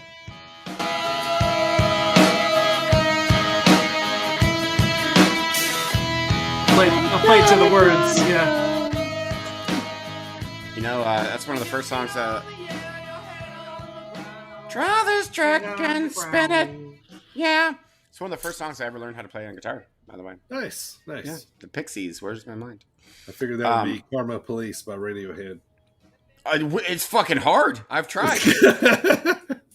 God, he must have like 7 fingers. Like, it's on one hand. Like, it's amazing. So up next, we have my actual... It's a great song. It really is. All right, we're done. No, you can play it in the background. It's fine. So up next, we have Zack Sabre Jr. versus Mystery Opponent. Okay. You guys ready? Mm-hmm. We haven't got to do it in a while. Cesaro. Can't say Cesaro. Claudio! Yes! Claudio Castagnoli, which, one, I love that he's back to Claudio Castagnoli. It's so awesome. Boy, he got a big pop, didn't he? Say, what an ovation. He got the biggest pop of the night. Woo. It was amazing. Just to see him come out. And I know I was going nuts. It was like 3 in the morning. I was too. It's what I waited. It's literally what I stayed up and waited for. Newest member of the Blackpool Combat Club. And he joined the Blackpool Combat Club, which is now one of my favorite factions of all time. Just because people out there, like there was like people in podcasts, not gonna say any names, but they were like, how do we know he's in the Blackpool Combat Club? It was on his fucking jacket, you moron. That's great. Literally on his jacket and Yes. on his Titantron. And they said it like 50 times. Yes. But wow, this match was also brilliant. A plus for this match. Zack Sabre Jr., obviously one of the best technicians in the world, and Claudio, now that he's able to like do stuff again, is utterly brilliant. I cannot wait to see where they go with him and what they do with him, and it's going to be so cool. I was so psyched, and I know that we've been, like, us here have been bitching about AEW's like bloated roster. I don't fucking care. This is a signing that is spot on. They put him in the right spot, and I can't wait. Can't wait. I'm so excited. So when we got Bryan Danielson back healthy, you have this just stacked faction. Yeah. It's Sick. amazing. It's amazing. It really is. You have Bryan Danielson. What a learning tree for Wheeler Yuta. No shit. He's with Claudio Castagnoli, John Moxley, and Bryan Danielson, managed by William Regal. Exactly. Fuck right off. That is, like, depending on what happens, like, obviously it's early in the formation of the Blackpool Combat Club. But depending on what they do, this could turn into, like, one of my favorite factions ever. Just because it's three of my favorite guys of all time are in the same faction. It's amazing. I saw this clip from the post. The media scrum from where he's gushing over him. Yeah. Moxley was just fangirling over Bryan Danielson and Claudio Castagnoli. And Eric, if you had ever read Moxley's book, like he has these little blurbs, like you can tell John Moxley and Claudio are like great friends. Yes. He has these little blurbs that say jokes Claudio told me. And they're all like, they're all like the worst jokes ever. So I was listening to the book today, actually. I told you guys I have it. I got the audio version as well. I was listening to it today at work, and one of those did come across that I remember, and I told everybody I work with. And it's so funny because they're all it's just that dry. It's totally like dad joke humor. Sure. Yes. It's what was the one for today? Oh. Nowadays, Lance isn't quite a popular name. But in the Middle Ages, there were people named Lance a lot. See, it's brilliant. It's so stupid. I love it. But he has these all over the book, and they're all from Cesaro. Yeah, and each one is funny just because it's fucking Cesaro. And you just picture him doing it, yeah. Oh, that's great. We lost AJ. We did. That's okay. So what do you think? What do you think about like the future of the Blackpool Combat Club? I mean, it makes it a pretty fucking stellar, like unstoppable force, right? Unstoppable faction, like a pretty nasty one. Especially now, spoiler alert. AJ will be coming back here in just a second. I don't want to ruin it, but they're adding titles now to the faction. So they are. Well, Moxley, I'm sorry. I totally that went over my head. I mean, titles within the group, like Cesaro was like the henchmen or like titles of the people. I was wait, leader, henchman, secretary. Yeah. All right, AJ's back. Moving on. I'm going to get really pissed. Like, if my internet's going to go out during WWE, not during one of the greatest pay-per-views that has happened in years and years. So, up next, we have Jay White versus Adam Cole. The Catalyst. And... versus and Kazuchika Okada. Again, this is an A+ match. I thought it was amazing, except for the fact that apparently Adam Cole might actually be injured. It was a weirdish finish that I think they did it on the fly. Yeah, he got knocked out, I think, right? Yeah. He was... They kind of just scooped him up and pinned him real quick. Yeah, like very, very quickly. Yeah, they said that wasn't supposed to be in the finish. That was kind of Jay's being smart, like, because he needed attention at the exact moment. So yeah. So what is that move? He kind of spiked him on his head a little bit. I think it's like what's that move where you're kind of folded over their shoulder and then they sit down real hard. You know what I mean? On the mat. Yeah. Kind of like spikes his shoulder Like in a his spike head. pile driver kind of. Yeah. So, but hope he's okay. Yeah. Even before this match started, like seeing those 4 guys in the ring in like 4 different corners with the crowd chanting just holy shit before anything happened. Fucking awesome. Imagine if this pay-per-view had CM Punk, man. Oh my God. It'd been, it was already amazing. It was already freaking amazing. But yes. So then we come to the main event, which is Jon Moxley versus Hiroshi Tanahashi. And this is another, for me, A+ match. They beat the fuck out of each other. Like you knew they would. And, it was worked almost a little more like a New Japan match than a like American style match. It's slow build, all kinds of stuff happening towards the end, flourish of things. And Moxley got the win. So he is your interim AEW World Champion, which I think is the right call. Yeah, I think it's the right call. I'm a big fan of Tanahashi. Y'all know I'm not a real big fan of Moxley, but I do think it's the right call. But let it be known, I'm never a fan of anything interim. I'd rather just take the belt, strip the belt, and then we'll let the champion, whoever wins it, be champion. I hate this interim stuff. It's like, all right, when Punk comes back, he's got to wrestle. Let's just say Moxley has it. When Punk comes back, is he got to wrestle Moxley, or it's like, or does the championship automatically go back to Punk? Yeah, and then they take it from Moxley. You know what I mean? That's what interim really means. Yeah, you know what I mean. It means filling. I hate that. I hate it. Like when Punk came back from whenever he supposedly quit, and then he had the championship, and John Cena had a championship at the same time. Yeah.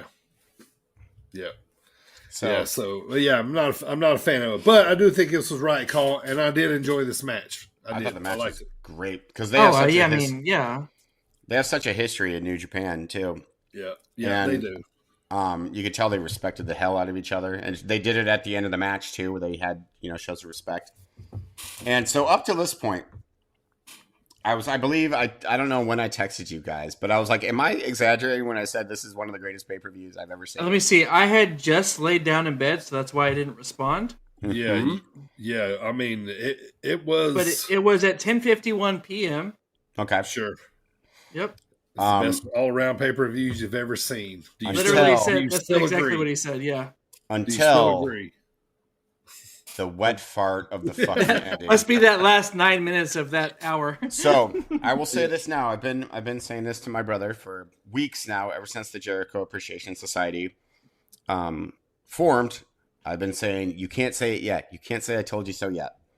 Michael, you dirty fuck. If you're listening right now, you can now say, I told you so. I was pissed. I'm like, no, fuck off.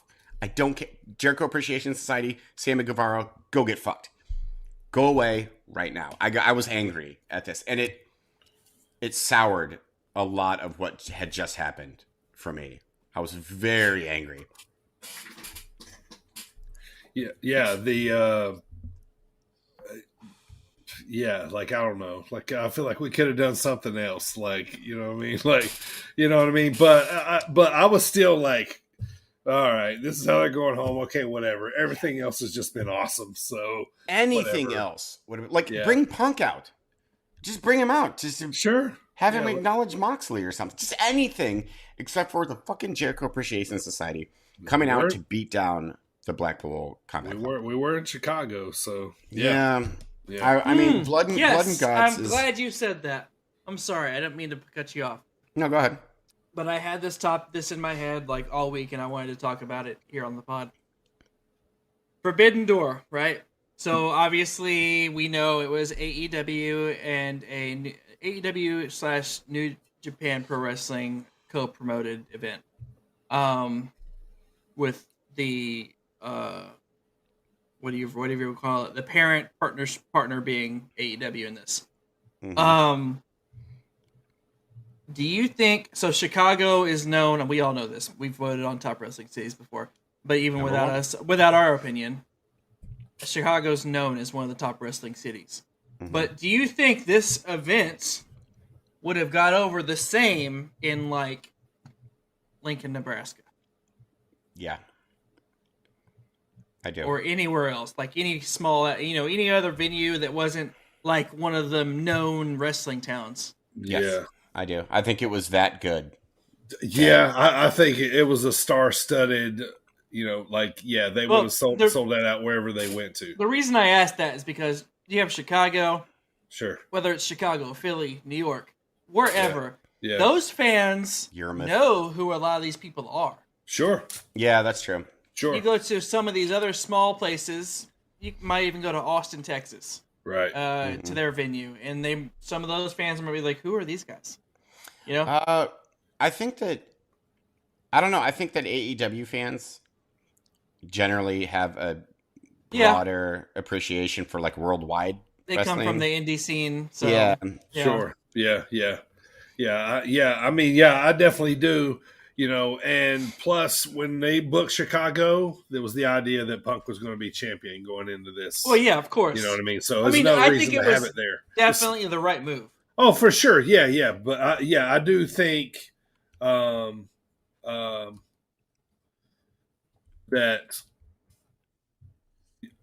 it would sell out anywhere just because of the star power. Yeah. You know what I mean? Like the hardcore marks, would always sell out a card like that, in America, especially. Another thing I am excited for. I mean, there's no doubt that this happened. That there are a bunch of people out there who may or may not have known as much about some of these New Japan wrestlers who are now fucking gigantic fans. Yeah, sure. Are now or starving for knowledge of New Japan. Yeah, yes. Or they've always heard or only seen on YouTube, or it was just phenomenal. It was great, man. It was great. Yeah. So let's rate this fucker. Why not? Okay. Smelly market. We're gonna smell I'll give it a smelly mark, and I'm usually pretty conservative and harsh, but I am generous on this one. It was good. I can't lie, and I loved everything about it. I'll be honest. I'll give it a 9 out of 10. Solid 9 for me. Yeah. Had they pop me again at the end, something crazy to boggle my mind, like some kind of surprise or something like that, this would have been a 10 all day. 9. Before we get to AJ's rating, one last question I had, or a little note here. We know as a sideline, we did talk about Moxley gushing over Brian and Claudio. Mm-hmm. But sidebar, Eddie Kingston was jaw-jacking with Claudio. Yes. And at the same and then Kingston's like, "Yo, bro," like to Moxley, like, "What the fuck, man?" But Moxley's like, "Chill the fuck out. He's with me." Yeah. So it's like a cool, weird dynamic, but also cool because it's like Moxley's like, "He's my guy. Chill out." But Kingston and Claudio have a history. Yeah. From they have heat. Heat. Yeah. Which I don't understand their heat, because in this instance, I'm like, Eddie Kingston, you're a prick in this situation because it's Claudio Castagnoli. Like, fuck you. Right. Like, right. Yeah. You like holding grudges and shit. Yeah. I just don't think they like each other. No. So my smelly mark rating is, again, this is one of the best all-around pay-per-views I've ever seen, with in-ring action, with like outstanding spots, with surprises, dramatic finishes, everything was working for it. And then there was that just dirty wet fart of an ending. So I give this a 9.5. It would have been a 10 for me had that ending been anything else. Anything. Or had it been nothing. Had it been Moxley just them shaking hands and ending. Yep, right there, 10. But no, like, since they did that, it actually made it a worse pay-per-view.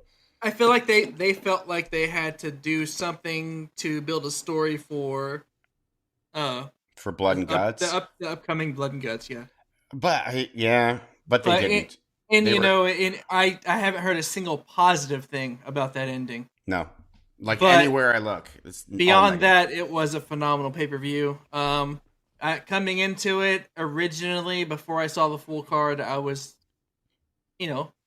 okay with it. I wasn't super excited until I started looking further into the card and seeing what was all in there, and I did get excited. And the thing I was most excited for was what we all knew, that Claudio was going to be the Bryan Danielson's chosen one. And he sure did deliver. I think it's even cooler that he got such a loud ovation. Yeah, and we all knew that's who it was going to be. And yet everyone still was just as excited. Yeah, it was. Those are the two biggest pops, by the way, were Claudio and Okada. Were the two biggest pops of the night. It was just fantastic. Yeah, shout out to AEW, New Japan. This was fucking awesome show, man. It was. I wish I could have seen it live. God, I was so close to driving up there.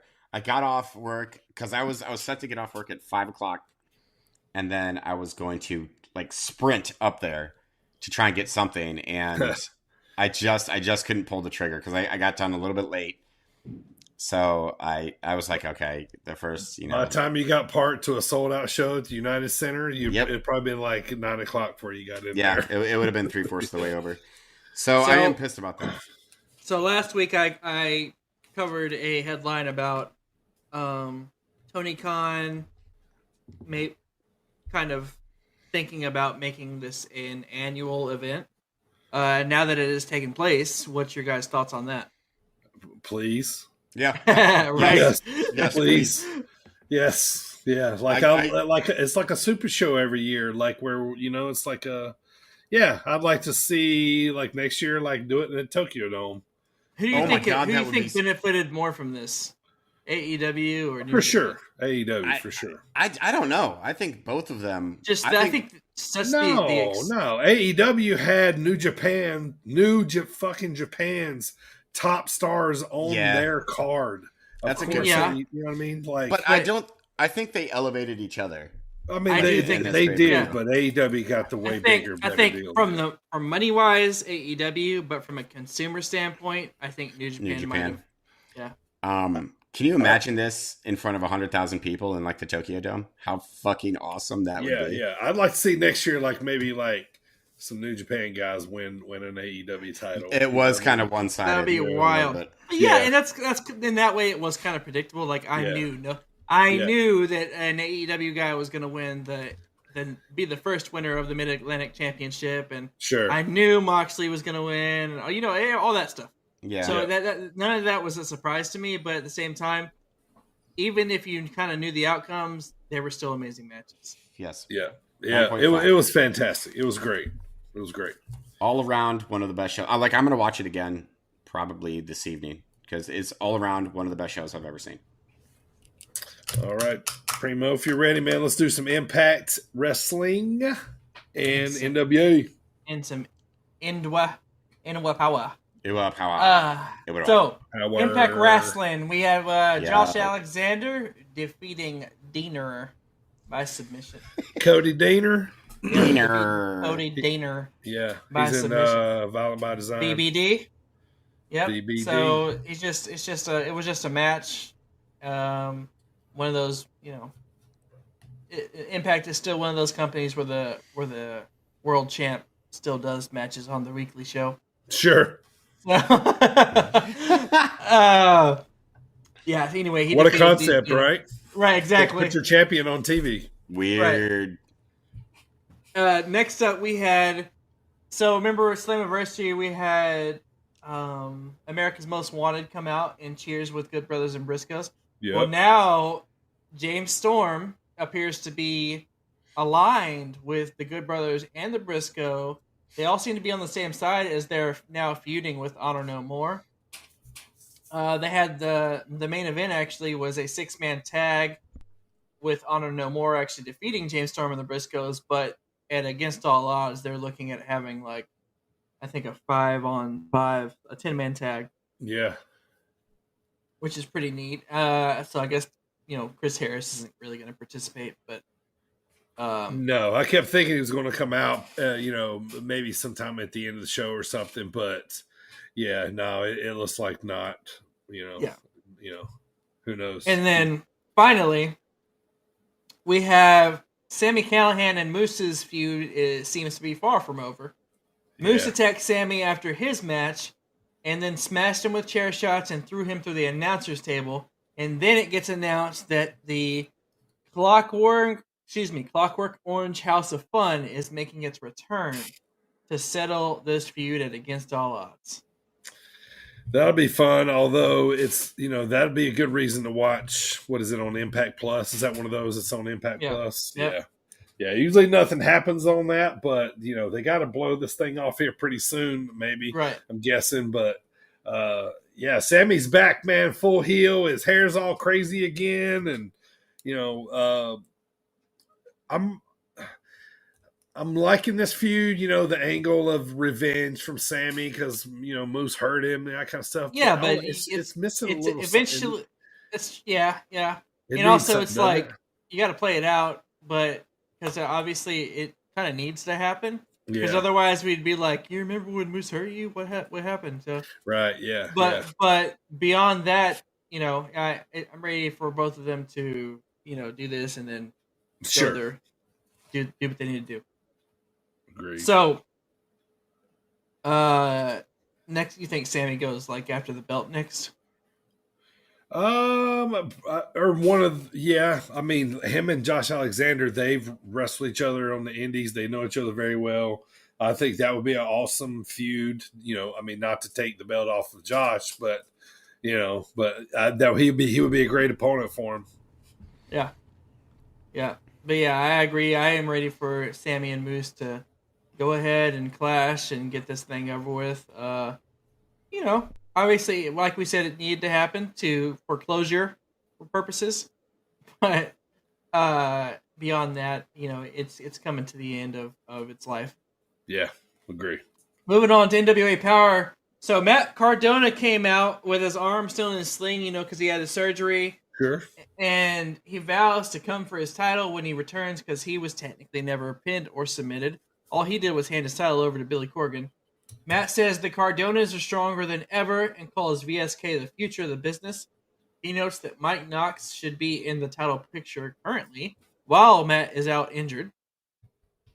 And also Cardona says that Billy Corgan better be a man of his word. When he comes back, he should get a shot at the title or he is going to smash his pumpkin.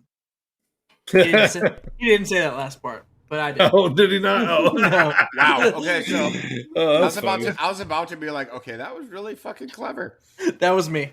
No, but he didn't say that. Hey, Primo, that was really clever. Thank you. Thank you. Well done. Thank you. I have a funny from time to time. So, Rodney Mack, you remember Rodney Mack? I remember, despite all my rage, I'm still just a rat in a cage. Yeah, of course I remember Rodney Mack. Yes, sir. Managed by Theodore Long back in the day. Yep. Holla, holla, holla. Yep. So, anyway, Rodney Mack defeated. Correct. Rodney Mack defeated Anthony Andrews, but what's more important about this match isn't so much the match. It's the fact that who his new manager is. Somebody that says they recently ascertained their managerial license, and that is none other than somebody who recently had their so-called swan song, Aaron Stevens. Yeah, what was he doing? So Aaron Stevens, formerly known as Damian Sandow, he's now Rodney Mack's manager. Is that his actual name, by the way? He swerved us all. He his last wrestling match versus Trevor Murdoch at Always Ready. Now he's managing. Good. More of him. And then, lastly, in the main event, we had the Commonwealth Connection retain Harry Smith and Doug Williams retain the NWA World Tag Team Championships by defeating La Rebellion in a Lucha La Rules. Resistance. Is that what you mean? No. In a Lucha Rules Bon tag vivant. match. French tickler. So Commonwealth Connection retains. La Rebellion is the former tag champs. So, and that was your main event. That is all I got for NWA and Impact, baby.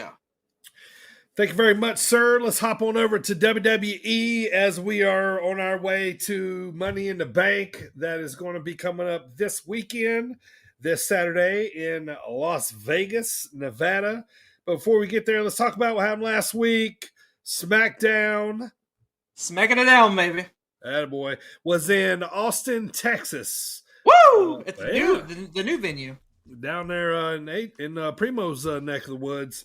Yeah, we used to go to the Frank Irwin Center, which is the basketball arena, but now they went to a new one that they built. Okay. The Viking Raiders, they are sort of they got new gear, face paint. You know, they're kind of going aggressive. back, a little aggressive. The old nasty Viking Raiders are back, so you know, no more funny stuff, so to speak. I can get behind that, but can we just lose the Viking Raiders? Period. Like, I hate it. I can't. So much. I think that's the part I can't get past. Right. I can get all over like these guys that are just brutal and just want to destroy guys every week. Sure. But Ragnar and Crowbar. But Viking Raiders. Now, don't get me wrong. I love Viking lore. I watch all the fucking Viking shows and all that stuff. Sure. But I don't know. It's just not. Yeah. I'm not sold on it on my television for wrestling. Nope. Sure. Yeah. Yeah, I get it. I don't know. However, I was impressed by their aggression this week. Like War Machine worked, you know, when they were, you know, War Machine, but yeah, you know, like it's I don't know, it's hard to go back to the, you know, they've been just I don't know, just funny a while, so it's kind of hard to kind of take them a little bit serious now. But I don't know if they like turn into like do some nasty stuff, like then okay, like I'm back on board. But you know, we'll see though. But they definitely look a little repackaged here. But probably my favorite part of SmackDown was Natalya.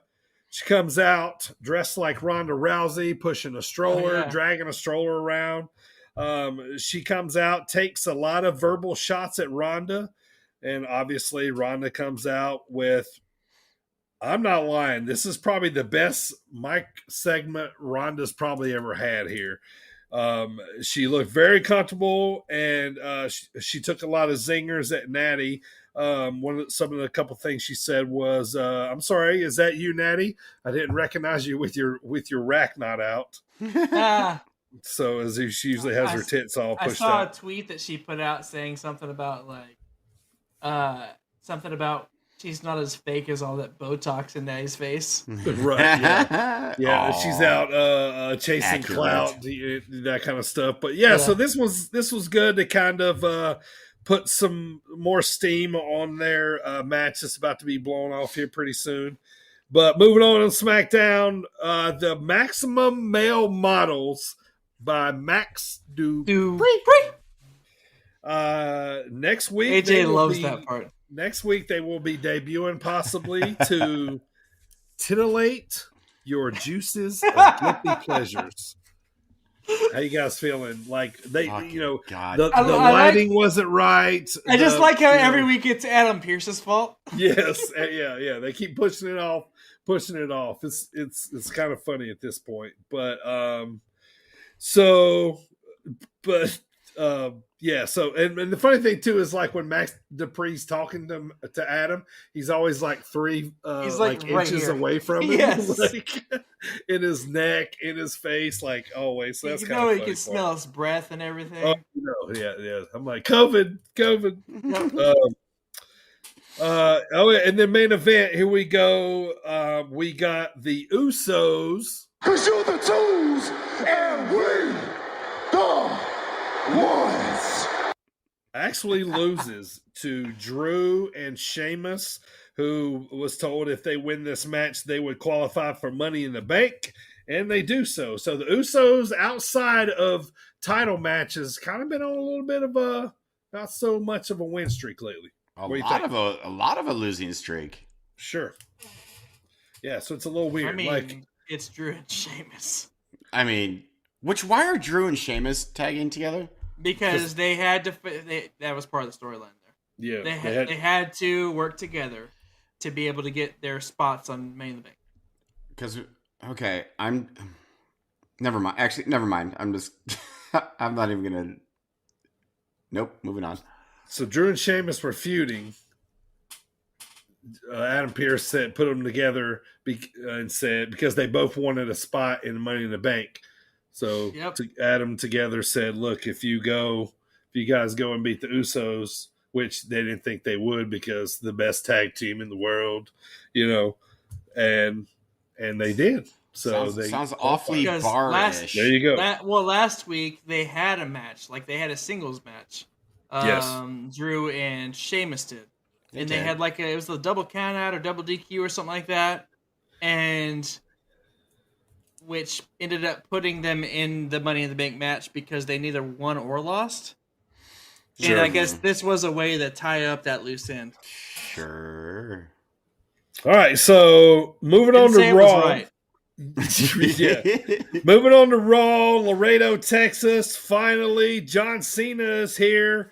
He is shown saying hello to everybody. Everybody's lined up for him, clapping, all that kind of stuff. That John Cena's in the building, and so a lot of Cena stuff's shown throughout this show of segments. Dr. Thugonomics, Ruthless Aggression era, all this. Video segments and stuff were shown throughout the night. But for the last spot in Money in the Bank, they had a battle royal, and the winner of that battle royal was our guy Riddle. Acknowledge. What up, bro? Acknowledge that Riddle. Yeah, so I'm liking him in the Money in the Bank. I could possibly see him winning this thing. Maybe my daughter was not happy. No, she is a big Miz fan, and right? Why? You asked my daughter. You know why? It's because he's on TV. That's exactly why. Yeah, she's a fan of Miz. She saw him on TV outside of wrestling, so that's why. Yeah. So back to Cena. They have these celebrations that people have, or video celebrations people have sent in congratulating Cena. Daniel Bryan was one of them. All kind of superstars from all kind of eras. Congratulating Cena on his 20 years in WWE. So Daniel Bryan, Big Show, and Jericho. Yeah. All former talents, So that was kind of cool to see that happening.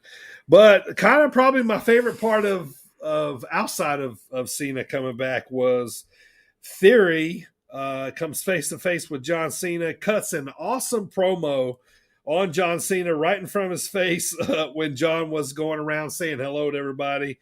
And so here's that promo face to face. Check it out. I'd introduce myself, but I'm sure you already know who I am. Hell, everybody knows who Theory is. No. You always get to talk. We're gonna celebrate you tonight. At least they are. But me, they should be celebrating me. I'm on Monday Night Raw every week. I'm putting it down. A-Town, down. Look at you. You don't even know what that means, John. You don't even know what that means, John. When you talk about never giving up, well, I can do this all day. And I just one-upped you there. I mean, look at me. I'm 24, the youngest United States champion in WWE history. At 24, how many championships you have? Huh? None. And then what? You weren't even in WWE, John. But look at me, Mr. McMahon's hand-picked protege. This body, these arms, this championship, it can't be touched. And you? It's 2022 and you're a grown-ass man wearing jorts. I'm gonna capture this. Yeah, I gotta say I like the promo. Me too. I know the one part that AJ doesn't like that sticks out. But beyond that, I actually hated this promo. I thought it was really good. I thought it was really awesome. I thought it was pretty cool. I mean, but at the same time, Austin Theory has been winning me over kind of You're week to week. you're not A-Town down, AJ. A-Town down. You don't even know what that means. Look at you. Look at you, grown ass man wearing jorts. See, that line would have been funny if Cena himself hadn't made that joke like 2 years ago. Like the whole thing. And why was he talking like this? John Cena, but me, everyone paying attention to me. Fuck you, dude. Jesus Christ, I don't give a shit about anything that you're saying. Oh man, I love that. The fact that you're comparing yourself to John Cena, he's been a world champ 16 times. Like, shut the fuck up. You are so not credible. Maybe one day Austin Theory will be a 17-time champ. No. And right now, is it really a good idea to brag about how you're Vince McMahon's hand-chosen fucking protege? Is that a good thing to talk about right now? I didn't think about that. Yeah, that's. I hate it. I hated it. I hated it so much. Yeah. I thought it was good. To be honest. I thought it was terrible. I thought it was tone deaf and not funny and annoying and. I mean, minus that part about VKM, Budokan Mafia. That is. Sure. I totally forgot about the VKM. But no, minus that part, I really liked the promo. We talked about it before. I liked the part where he was like, "You don't even know A-Town down. You don't even know what that means." And then he also pointed out that he's like, "I'm 24. What were you doing at 24? You weren't even in the WWE." So speaking of Vinnie Mac comes out, introduces Cena, place goes nuts. I like Cena's new gear, especially the hat. The hat's inspired from an old, kind of like the 1990s, the NWA, the rap band was wearing the, I can't remember what brand it was, but they came out with the hat. It was kind of the first time it really happened where instead of a logo or something, just said like the team's name on there, like Los Angeles Raiders. Yeah. It was big during that era. So I thought the Cena hat was cool. But Cena comes out and says, thanks to the fans for 20 years. And basically this whole promo, he made it about the fans, not about himself, being the most perfect, lovable baby face, absolutely, that he can be. And instead of making it about him, like I said, he made it about the fans. And also basically saying that, we're just getting started here. So to me, that says he's got a few more runs left in him. He just doesn't know. He just says that he doesn't know when that's going to be. So right, so we know he's at least going to wrestle again. The crowd starts chanting. They go, one more match. And he's like, oh, it'll be more than one. Sure, yeah. But I also like how he said, "If I get back in the ring, not when, but if I get back in the ring." I thought that was cool. It was a nice little touch. Right, and also he brought attention to the best sign of the night, which was the 20 years of jorts sign. Yeah, hilarious. It was cool to see him. Cool to see him back. He's multi-generational. Yeah, I gotta be honest. I tuned in for this live. Sure. I was kind of let down. Yeah, it was okay. He didn't mix it up with nobody. No, he didn't at all. Yeah, he did a little bit with. He dabbed it up and high-fived and shook hands. And, No, there was somebody needed to F you, man. Right. But there was. Exactly. I did like the little interaction he had with Seth Rollins, and when Seth Rollins was like, "Yeah, I'm gonna go. Maybe I'll be." Yeah, that was good when he was doing his song. And then Seth Rollins, like John Cena, was just like laughing. And Seth Rollins like, "Yeah, hey, what are you looking at? What's up there? What are you looking at?" Right. I thought that was great. So Seth Rollins is a gold mine. Yes, he is. Without question. Everything he does. So it was most of the night was about Cena, and last thing about Raw was Becky Lynch won the last spot in the Money in the Bank women's match. She was very happy, elated, kind of feel like they might be leaning towards her here for this possible win this thing here. So it would kind of make for a good story because she kind of treat it like the title. You know what I mean? She put it over. Yeah. And so I get that we've done Becky in this spot like 1,000 times before. And that's all WWE does is like recycle old stuff. And I know you're not the biggest Becky fan. Sure. But Like, say the two winners are Riddle and Becky. I would be completely okay with that. Yeah. I mean, I just fucking like, damn it. Like, what are we gonna do? Like, I mean, I don't know. Like, are we gonna do Riddle? I'm wanting somebody that possibly wins this Money in the Bank match to have a shot at actually winning the title. So I don't know that Riddle is. Becky probably would be if she honestly, wins it, the only person I could see doing that is Seth. Yeah. But on the current roster. Yeah. Yeah. Like, I don't see anybody else being able to do that, but at the same time, unfortunately, I also feel like on the men's side of things that this this Money in the Bank match is almost wasteful. Because I don't feel like in the next year Roman's going to lose the belt. Sure, right, yeah. Maybe they go for the IC belt or something. Maybe they make it. I don't know. Yeah. Why would someone win Money in the Bank and they'd be like, I want the belt that no one gives a fuck about? Well, let me talk to you guys about NXT real quick, and then we'll get to the Money in the Bank card, and we'll make some quick predictions. This was a lot of setup to the Great American Bash, which is going to be next week. It's just a Great American Bash. They do this about once a year, elevated, kind of just an elevated NXT show on Tuesdays. We are presented with the new NXT UK Tag Team Champions, Josh Briggs and Jeb Jebsen, that I always like to call them. Jebsen.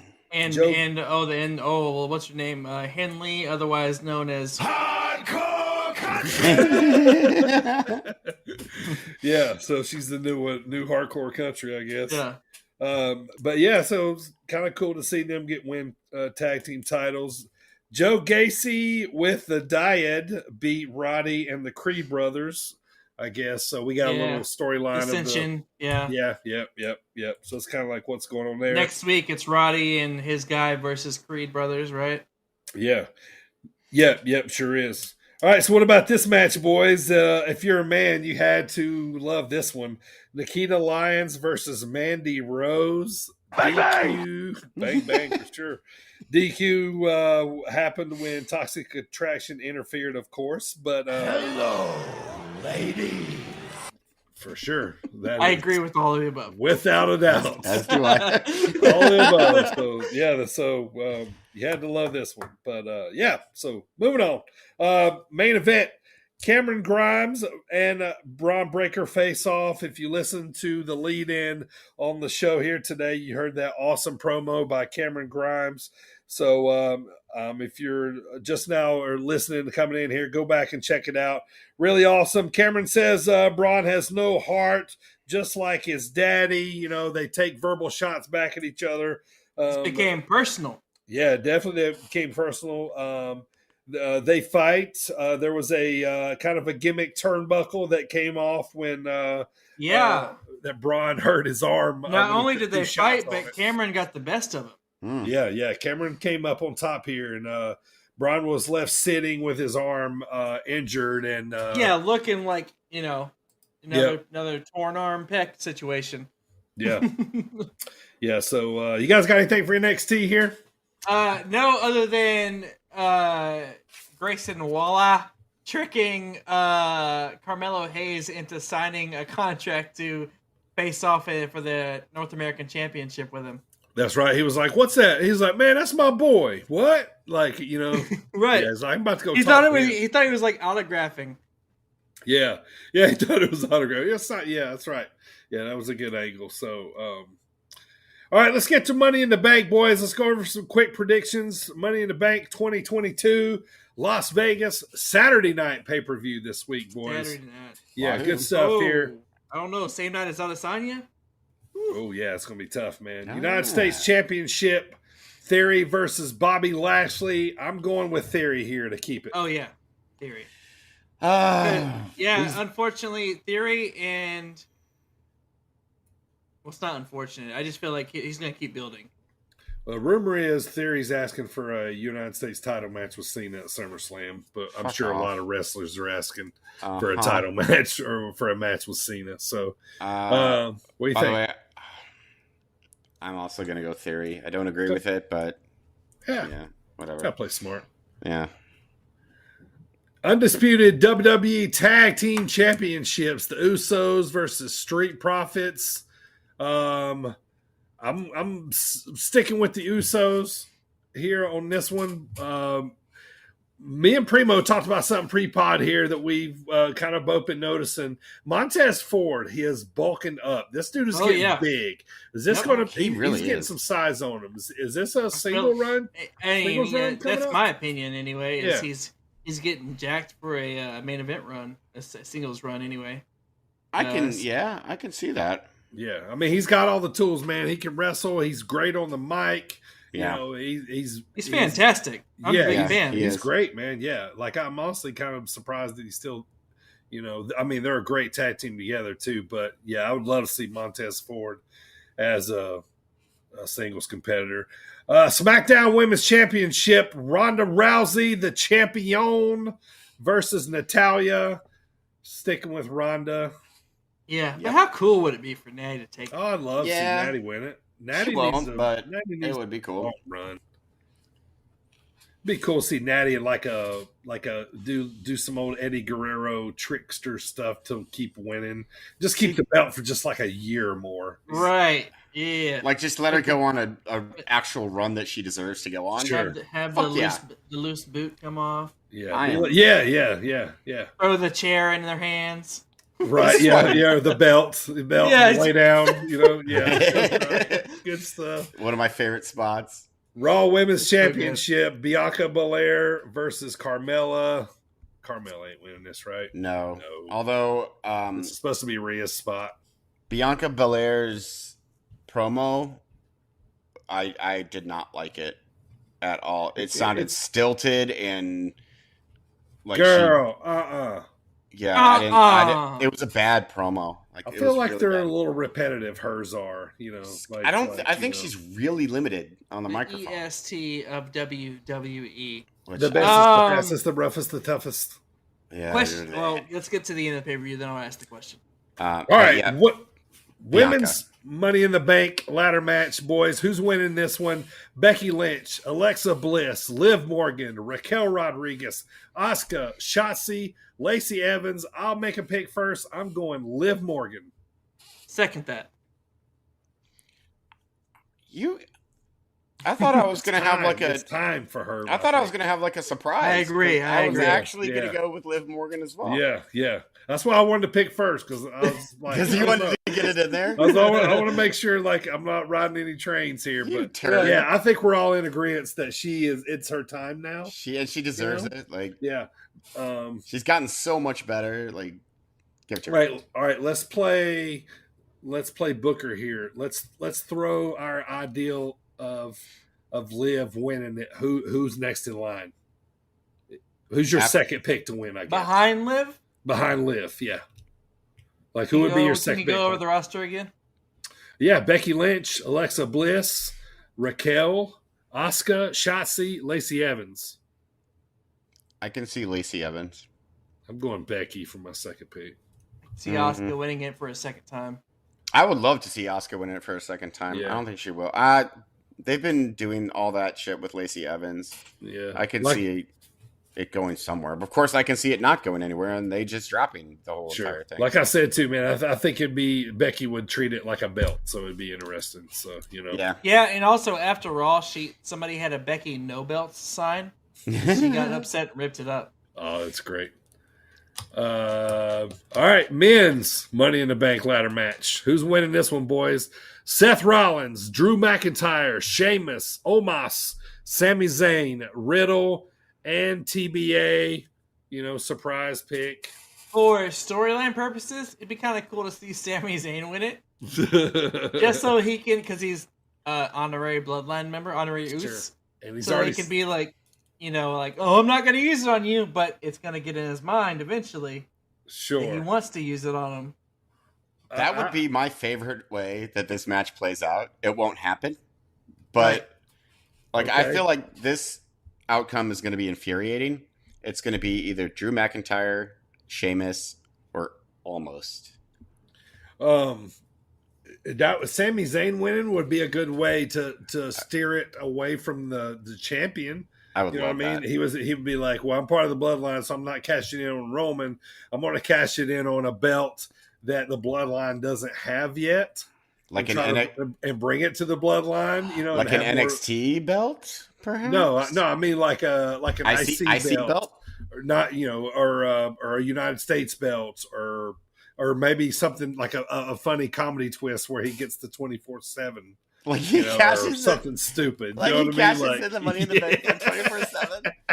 That would be hilarious, but it would also destroy any credibility that the Money in the Bank contract has.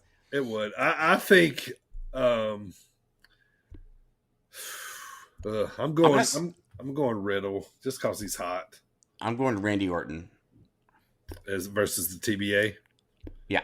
Okay. Maybe Cody. Too early. Yeah, he's still early. Cody for the TBA. Yeah. For the TBA, I'm thinking maybe Ricochet. Shinsuke, probably. Yeah, one of those. Also, how about Shelton Benjamin? Yeah, ain't no stopping me. No, he's a ladder match. Poor Shelton, great man. He's a legend. Man, he's awesome. He's old Money in the Bank folklore. Yeah, he is. He's also a jobber now. I pop for that. I would like it to be him to be in the match just because I don't see him enough. No, he's awesome. Now that's the whole card, right? That is the whole card. We got 2 Money in the Bank ladder matches and 4 matches. 2 outcomes of this. Neither good. Depending on when they have the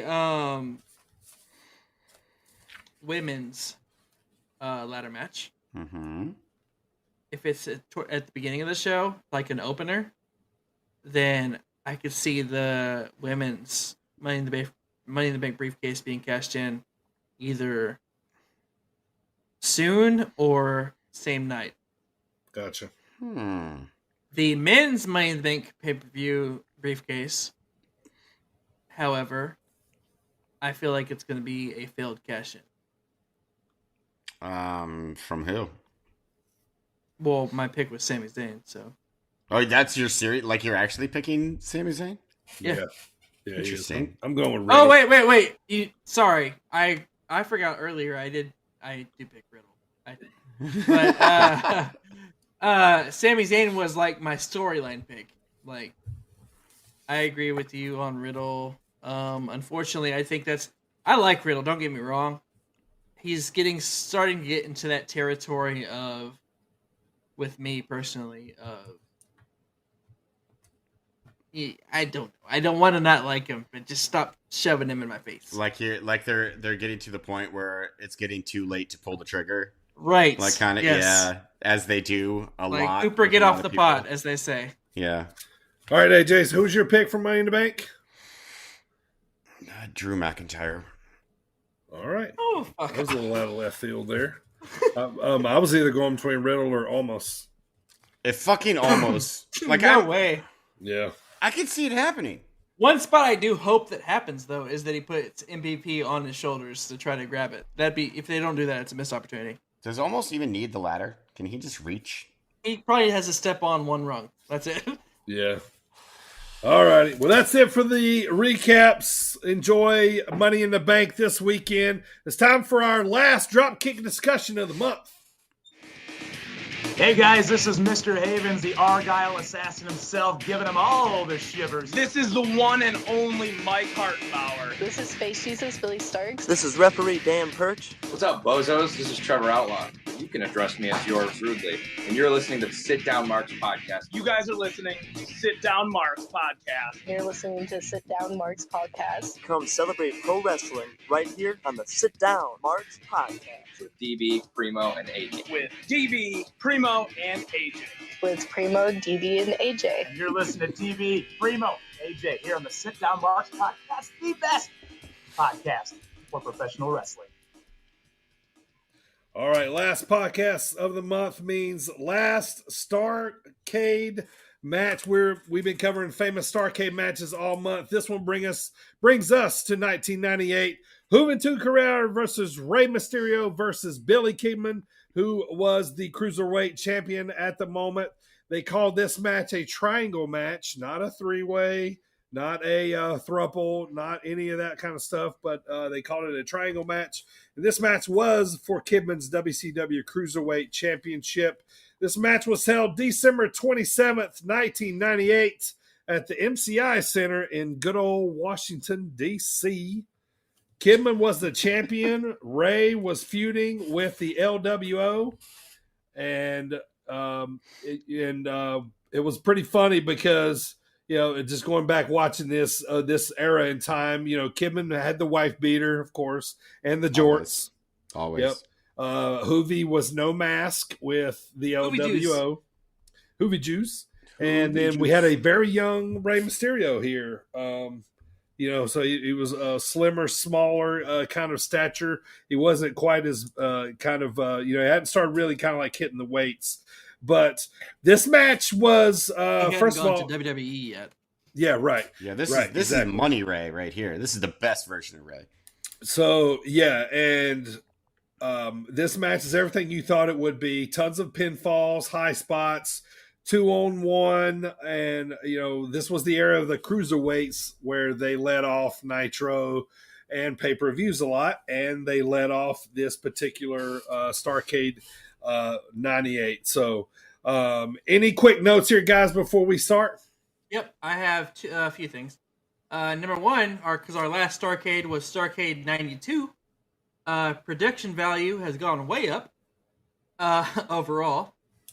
And second, I have 1-800-909-9900. And by the way, it's $1.69 a minute. $1.69. Oh my gosh! To talk to a recording of the Giant, or to hear the dirt sheets. Oh my goodness! To see who was the surprise, the people backstage that he couldn't talk about. Right. Which I didn't. I still don't know because I didn't finish the pay-per-view. But also I have a few other notes here. Juvi repping the LWO, as you see behind me here. I need one of those shirts. I really do in real life. Ray, you're supposed to wait your turn before coming out. He didn't. Juvi came out, and then Ray just started coming out at some point in there. No time to waste. Little known fact about me: you can ask my older brother KO. I was such a big fan of Billy Kidman when I was young. I really was. He was one of my favorite WCW guys. The Shooting Star Press always just freaking blew my mind. And then lastly, they put this match on first so they could get the crowd fired up. Absolutely. So all I had was one, Juventude, please find your mask and put it back on. You sir, are an ugly man. I say that as an ugly man. Kidman was also one of my favorites when I was a kid, as was Ray. Ray was one of my absolute favorites in WCW. That's basically all I had. I didn't have much except for Juvi, put your mask back on. All right, so for the coverage of the match, it was hard to, I kind of put, my thoughts and some of the things that was going on. So, I mean, it was a 23-minute match, quick spots by all these guys, in a lot of these things, 2-on-1, one guy would get a move, another guy would counter, right back in. But we had Bobby Heenan, we had Tony Schiavone, we had Mike Tenay on the call, and they constantly mentioned the LWO could get involved, which they were foreshadowing as Eddie Guerrero would come out later and get involved in this match. But most spots early were where Ray and Kidman were teaming up on Juvi. Juvi really sold his ass off a lot in this match. But this match got stiff early as they were all enduring hard shots from each other, taking, chops and punches and kicks.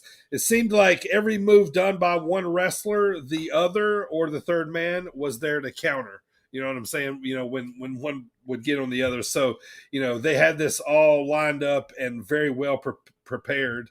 Most of the action early on was done in the ring. only really going outside once. The timing and planning of this match was really well done by all these guys.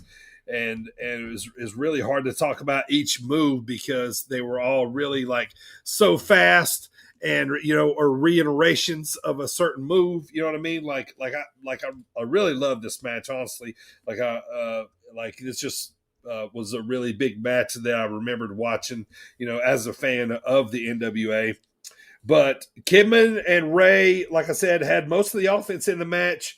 Juvi sold his ass off much of it. Every pin attempt was broken up by the third man. I think they Tenay said they got close to like 30 pin attempts in this. So, you know, it was always the third guy breaking up the pin.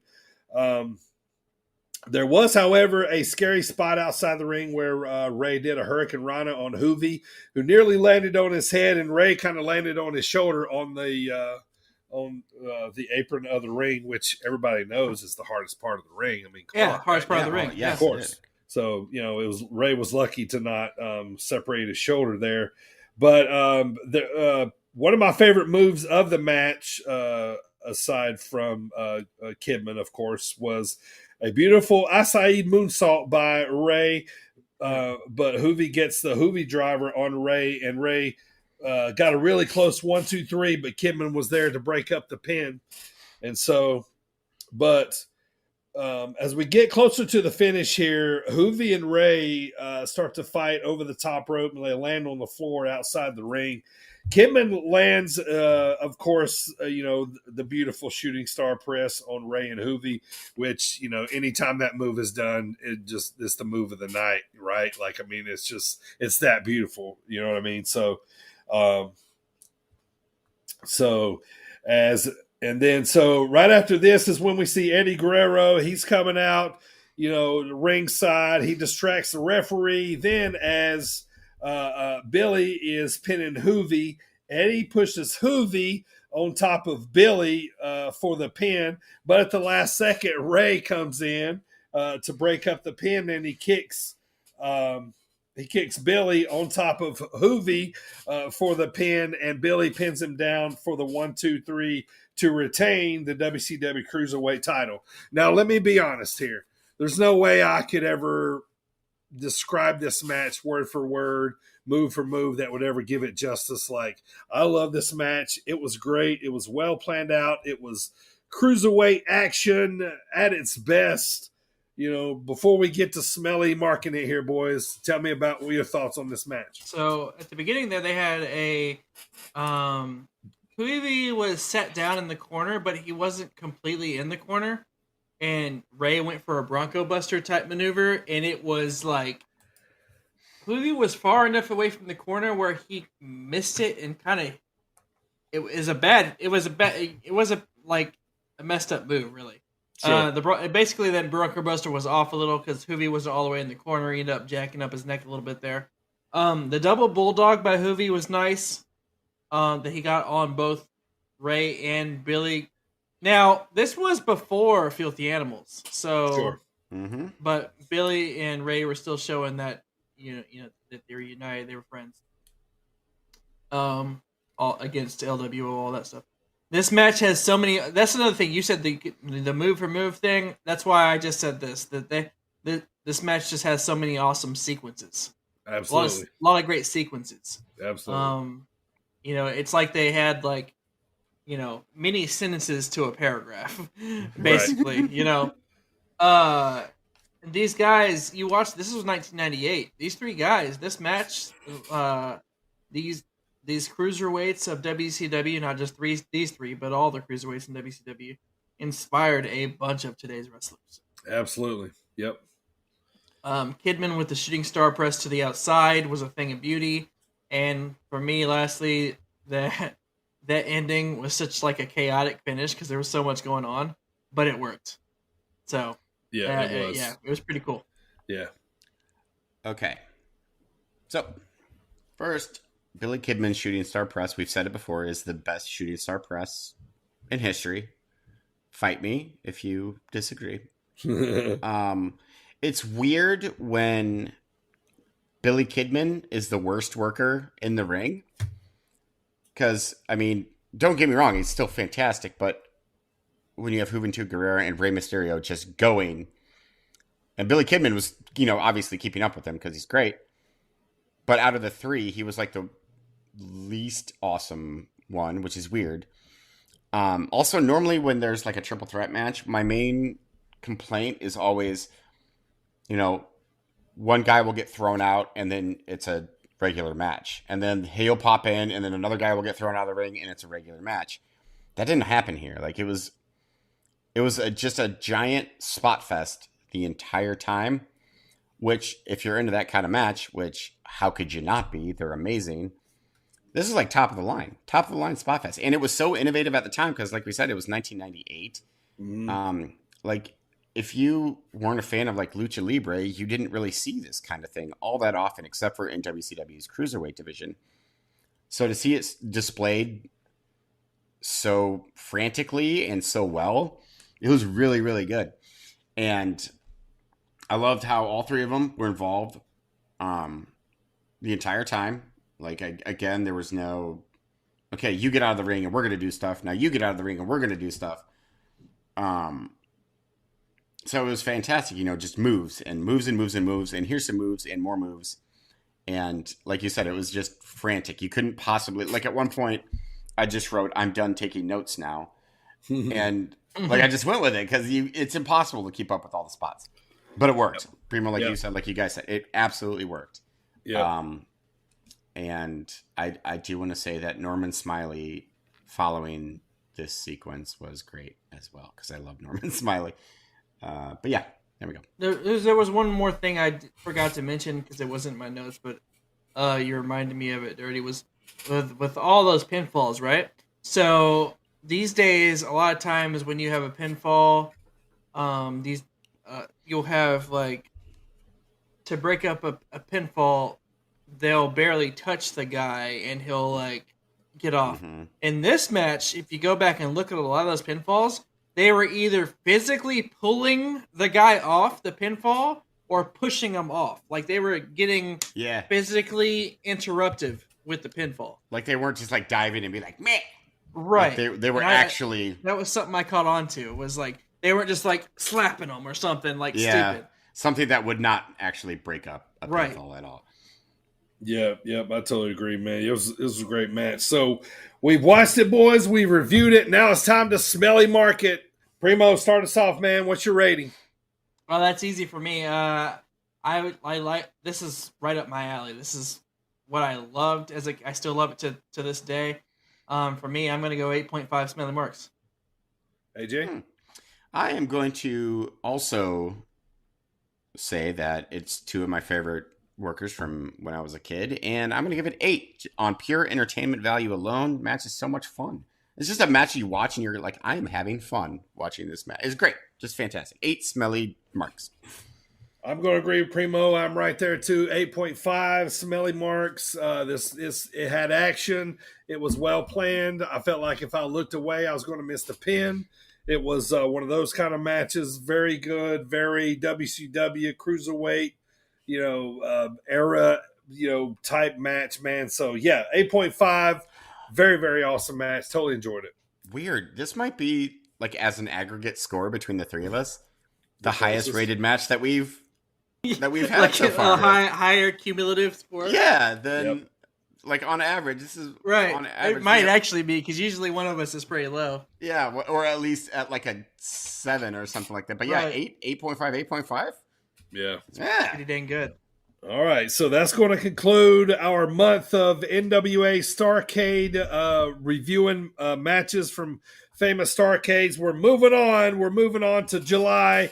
Next month, we're going to be reviewing some of Primo's favorite matches or some of his most interesting matches. We're going to start off next week with a match from Armageddon 2000, the 6-man Hell in a Cell. Primo, super fast. Tell us why this match. So now, quick note here: these aren't matches that I'm saying are the best matches ever. They're matches that throughout my wrestling fandom that have stuck out to me. Now, some of these are really good in my mind, but all 4 of the matches for Primo's picks month in July are just matches that when I think of matches that are entertaining or interesting to me, that's what I would choose. Specifically, this 6-man Hell in the Cell that we're going to be covering next week for Dropkick is the only one in its existence that had the 6-man, and there's a reason for that. So you can talk about chaos. This was it. There you go. Go check it out and then come back and listen to us and we'll review that one. The 6-man Hell in a Cell from Armageddon 2000 next week. It's going to be an awesome month of Primo walking us through some of these matches, so it's going to be fun. All right, boys, that's going to do it for the Dropkick discussion officially. Let's move on to these MMA picks here real quick. AJ, you were 48 and 45 coming into last week. You made a choice of a guy with the last name of Matus Gamrot was his actual name. Gamrot. I did. Gamrot. Matus. Let's see if you got to win number 45. Hey! That'll bring you to 49 wins and 45 losses. Just one win away from number 50 when I'm going to switch the game all up on you. Need one more. Let's talk about this weekend. Let's see if you can get it. Okay. AJ, we got UFC 276. The middleweight title is on the line. Okay. Are you going with the champion? His nickname is the Style Bender, Israel Adesanya. He is 22-1 and 0, 32 years old, 6'3" with an 80-inch reach. Or are you going with the challenger Jared Cannonier? He is 15-5, 38 years old, 5'9", with a 77.5-inch reach. Okay, I feel like this one might be a gimme, which means I'm going to get it wrong, but I'm going with the champ. Going with the champ. Going with the champ. All right. Seems obvious. Pretty on good. Paper. Pretty good pick there. Pretty good pick. All right, Primo, let's hop to you, man. You were 12-11 coming into last week. Your pick was Nurmagomedov, the younger one, on the card. Let's see if you could come up with another win. Hey, 13-11, Primo. Yes, sir. I'm back on the winning streak. All right, you looked at this card earlier, man. Who you going with this week? I know. I probably know.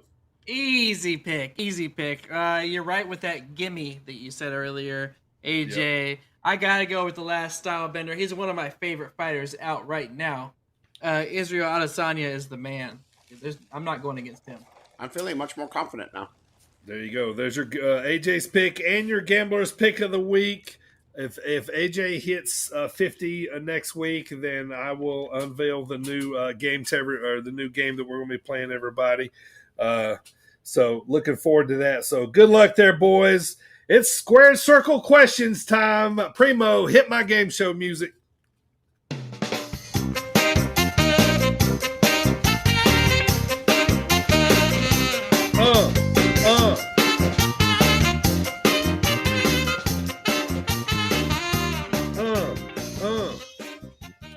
All right, boys. Happy birthday, 1 year. Square Circle Questions is 1 year old. How do you feel, guys? That's insane. Yeah, I don't know how many times we played it, but it's been at least like once a month, I know. Yeah. I don't know what my record is. Earlier we played it more, but since we've brought more games onto the pod, we're kind of playing them all once a month now. So I feel like you probably have a higher record than me, AJ. I think so. Not by much, but. All right. By the way, I figured out what this shit tastes like. It's like knockoff Captain Crunch, like Admiral Chew or something like that. Something really dumb. All right, so six possible points for today's Squared Circle Questions. Now I'm gonna just a little fun part of this, guys. Some of these questions I've already gave you before, so I'm going to test your memory here a little bit too. Ah. Yeah. All right. So as we know, we're going to kick it old school. I've got wrestler category, I've got a pay-per-view category, and I've got wrestling potpourri questions for you. So as tradition, we're going to start off with our wrestler here today, boys. You can, this one's all for fun today. You guys can just guess your little hearts out on any of these. You know, no paper, no rules, no nothing. Let's just have some fun. What do you say? Let's do it. I like that. All right, here we go. Born July 31st, 1989. He is 6'1", 230 pounds. He debuted in 2015. He is trained by Brian Myers and a couple others. And he is a current AEW talent, a current tag team member. He's from Long Island, New York. His tag team partner is Anthony Bowens. You fucking douche. Max Caster. Yo. Listen. I didn't know he was the same age as me. There you I'm go. actually older than him by like a week. Answer is Max Caster. Good job, boys. All right. This next pay-per-view, I'll make it a little bit easier here. So I'm gonna say, give me a number, name that WrestleMania. Like let me rattle off for a bunch of some of the matches before y'all start throwing out numbers. But okay. All right, so name that WrestleMania. Let's see if you guys can get it. I'm gonna see if you guys can get it without me naming the main event. Okay. That's what we're gonna do here. All right, here we go. Paul Roma defeated the Brooklyn Brawler. Rick Martel defeated Coco Beware. Okay. Demolition defeated the Colossal Connection. Earthquake defeated Hercules. Brutus defeated Mr. Perfect. Roddy Piper versus Bad News Brown ended in a double countout. The Hart Foundation defeated the Bolsheviks. The Barbarian defeated Tito Santana. All right, you guys can start guessing now. I agree with AJ, though. A3. WrestleMania 3. Dusty Rhodes and Sapphire defeated 4. Savage and Sherry. Rick Rude defeated Jimmy Snuka. 2. Sticking with 3. Big Boss Man defeated Akeem. I mean, Your co-main event was Ted DiBiase defeated Jake Roberts by countout. That's all the matches except for the main event. 3 is going good. with 3. Main event is Hulk Hogan body slamming Andre the Giant. Incorrect. Your main event is the Ultimate Warrior defeated Hulk Hogan to win the WWF title and IC title. It is WrestleMania 6. God damn it. God, I thought I shouldn't have relied on you, AJ. I thought Coco Beware was way gone by WrestleMania. Y'all were saying WrestleMania 3. Well, WrestleMania 3 should have had Savage and Ricky Steamboat in it. Oh, yeah. You know? Dick Blood. Yes. He's got everything you want, right? Like, yeah, that's right. Asian. He's Asian. All right, guys. I got 4 potpourri fun questions for you. You guys have had 2 of these before. Okay. Let's see how your memory is. All right. First question. Who did Hulk Hogan throw out who did he throw out last to win the 1990 Royal Rumble? Sid Vicious. Sid Vicious. Incorrect. 1990. You're right. I think that was the next one he won, though. Oh. Last he threw out Mr. Perfect. Exactly. Mr. Perfect. Very nice. Good job. All right, you guys have had this one before. How old is Kenny Omega? 34. Nope. 38. 38. Yes, 38. Really? 38? You guys had that question before. All right, you guys have had this question for it too, not long ago. What state is Jade Cargill from? Jade Massachusetts. Cargill. Nope. Florida. Yes. Pennsylvania. Parts unknown. Parts unknown. Yes. All right, fun number here, boys. We all know that Pat Patterson was the first ever Intercontinental Champion, right? Mm-hmm. What number is Gunther? 44. He's not a president. No, start over 100. 144. No, higher. Higher than 144? Yes. That belt has a prestigious line, doesn't it? Yes, it does. I'm going to go with 182. Oh, wow. Gunther is number 183. That was my guess. I was about to say 183. Yeah. I was gonna price this right, AJ. I mean, that was fair. Yeah, that's right. Yeah, or $1. $1. Yeah. Yeah.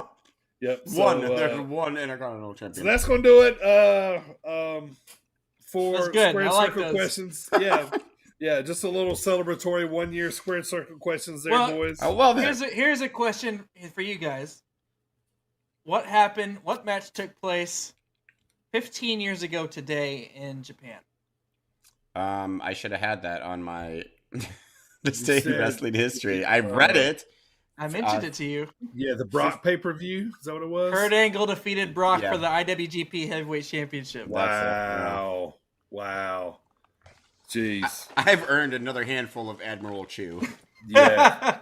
All right, but next week, boys, bringing back Last Man Standing. So that's going to be the game we're going to play. Love it. Love it. Love it. I Next love week. Last Man Standing. Good stuff. Yep, it's becoming a new favorite here on the pod. So, all right, boys, that's it. AJ, it's time to close the show, brother. If you can stop eating for 5 seconds.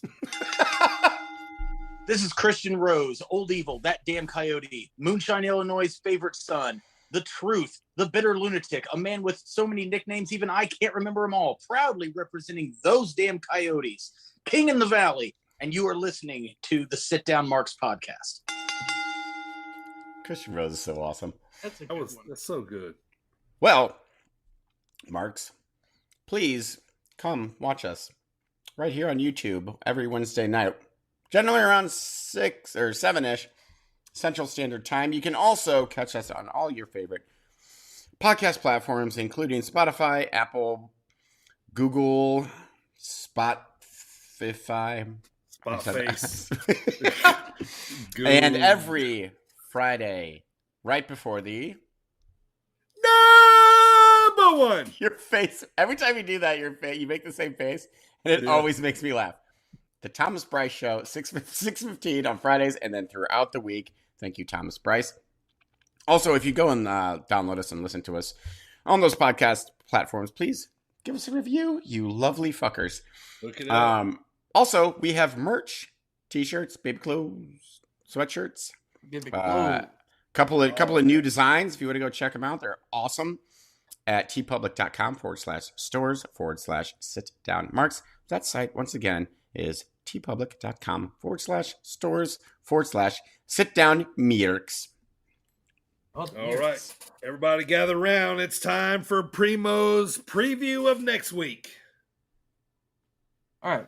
Come on in, Marks. Let's get the old preview of next weekend. So, the first part of July will be fun because we begin the month of reviewing some of my favorite matches, and we begin with the 6-man. Get the fuck out of here, Fly. With the 6-man Hell in the Cell match at Armageddon 2000. We will be talking all about the WWE Money in the Bank winners, and DB brings back Last Man Standing for another fun game for your enjoyment. Lastly, the boys head back to Sterling for another... I feel like a robot when I read this right now. Lastly, the boys are heading back to Sterling for another Big Zawa Summer Show in Sterling, Illinois, and I'll hitchhike with my Hello Kitty backpack in hopes of being there by bell time. If you don't know, it's pink. It looks kind of like this one in my hand here. That's a shoot. He's got one. A really expensive Hello Kitty backpack. My daughter saved up all of her birthday money. Aww. And I'm going to be using it to hitchhike in hopes of being there by bell time. See you all next week, and thank you for listening. Well, you should read it in robot voice then. If you I will be there with hitchhiking. All right, AJ. The one time I read ahead, I was like, I do have a Hello Kitty backpack in my house. All right, AJ, we got a little announcement for us, man. We're going to talk about who our next guest is going to be coming on the pod here in just a few weeks. Sorry, I'm eating this stuff right now. Yeah, whenever you're ready. Have your waiting on you, pal. Waiting on you, pal. He's been eating for 2.5 hours. I know, 31-year-old cereal too. Oh my god. I lost it. It's not going to get any better. No, who's next week? I know who it is. Is it Corn Boy? Corn Boy next week? Is that right? Correct. Let's try again. Let's try mid-July. That's not next week. Next week is before. Let's try mid-July. Then I don't know because I thought it was Corn Boy. It is Corn Boy. Yes. Yes, we do. Midwest favorite. Actually, he should be everyone's favorite because he's fucking awesome. Corn Boy. I love Corn Boy. And we're going to talk to him.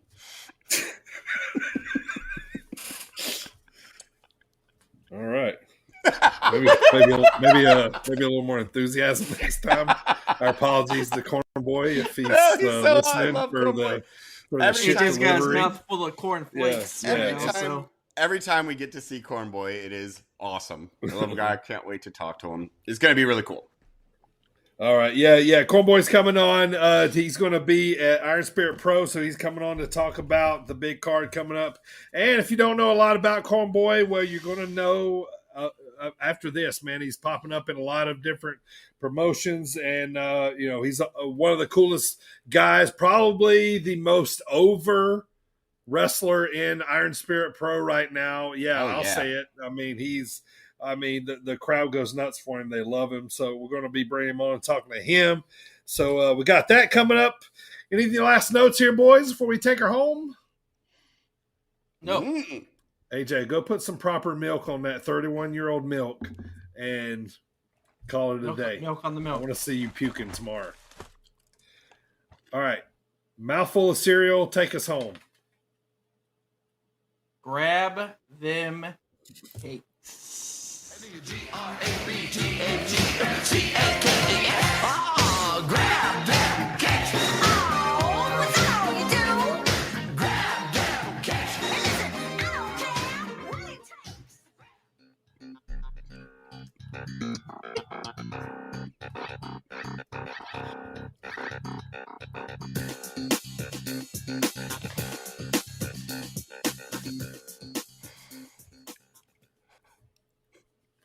T-shirt still available. Anybody out there? Let us know. We didn't get a response, huh? We didn't get a response yet. T-shirt's still available. I've got responses, but some of those people already have T-shirts. Yeah, so they don't count. So they don't count. So I can't wait to see what you guys just said when my internet glitched out. That'll be interesting. Well, we did your job for you. I can't wait to see you in the hospital tonight getting your stomach pumped from 31-year-old cereal. No, it's not bad. The rancid cereal. Grab them cakes. That's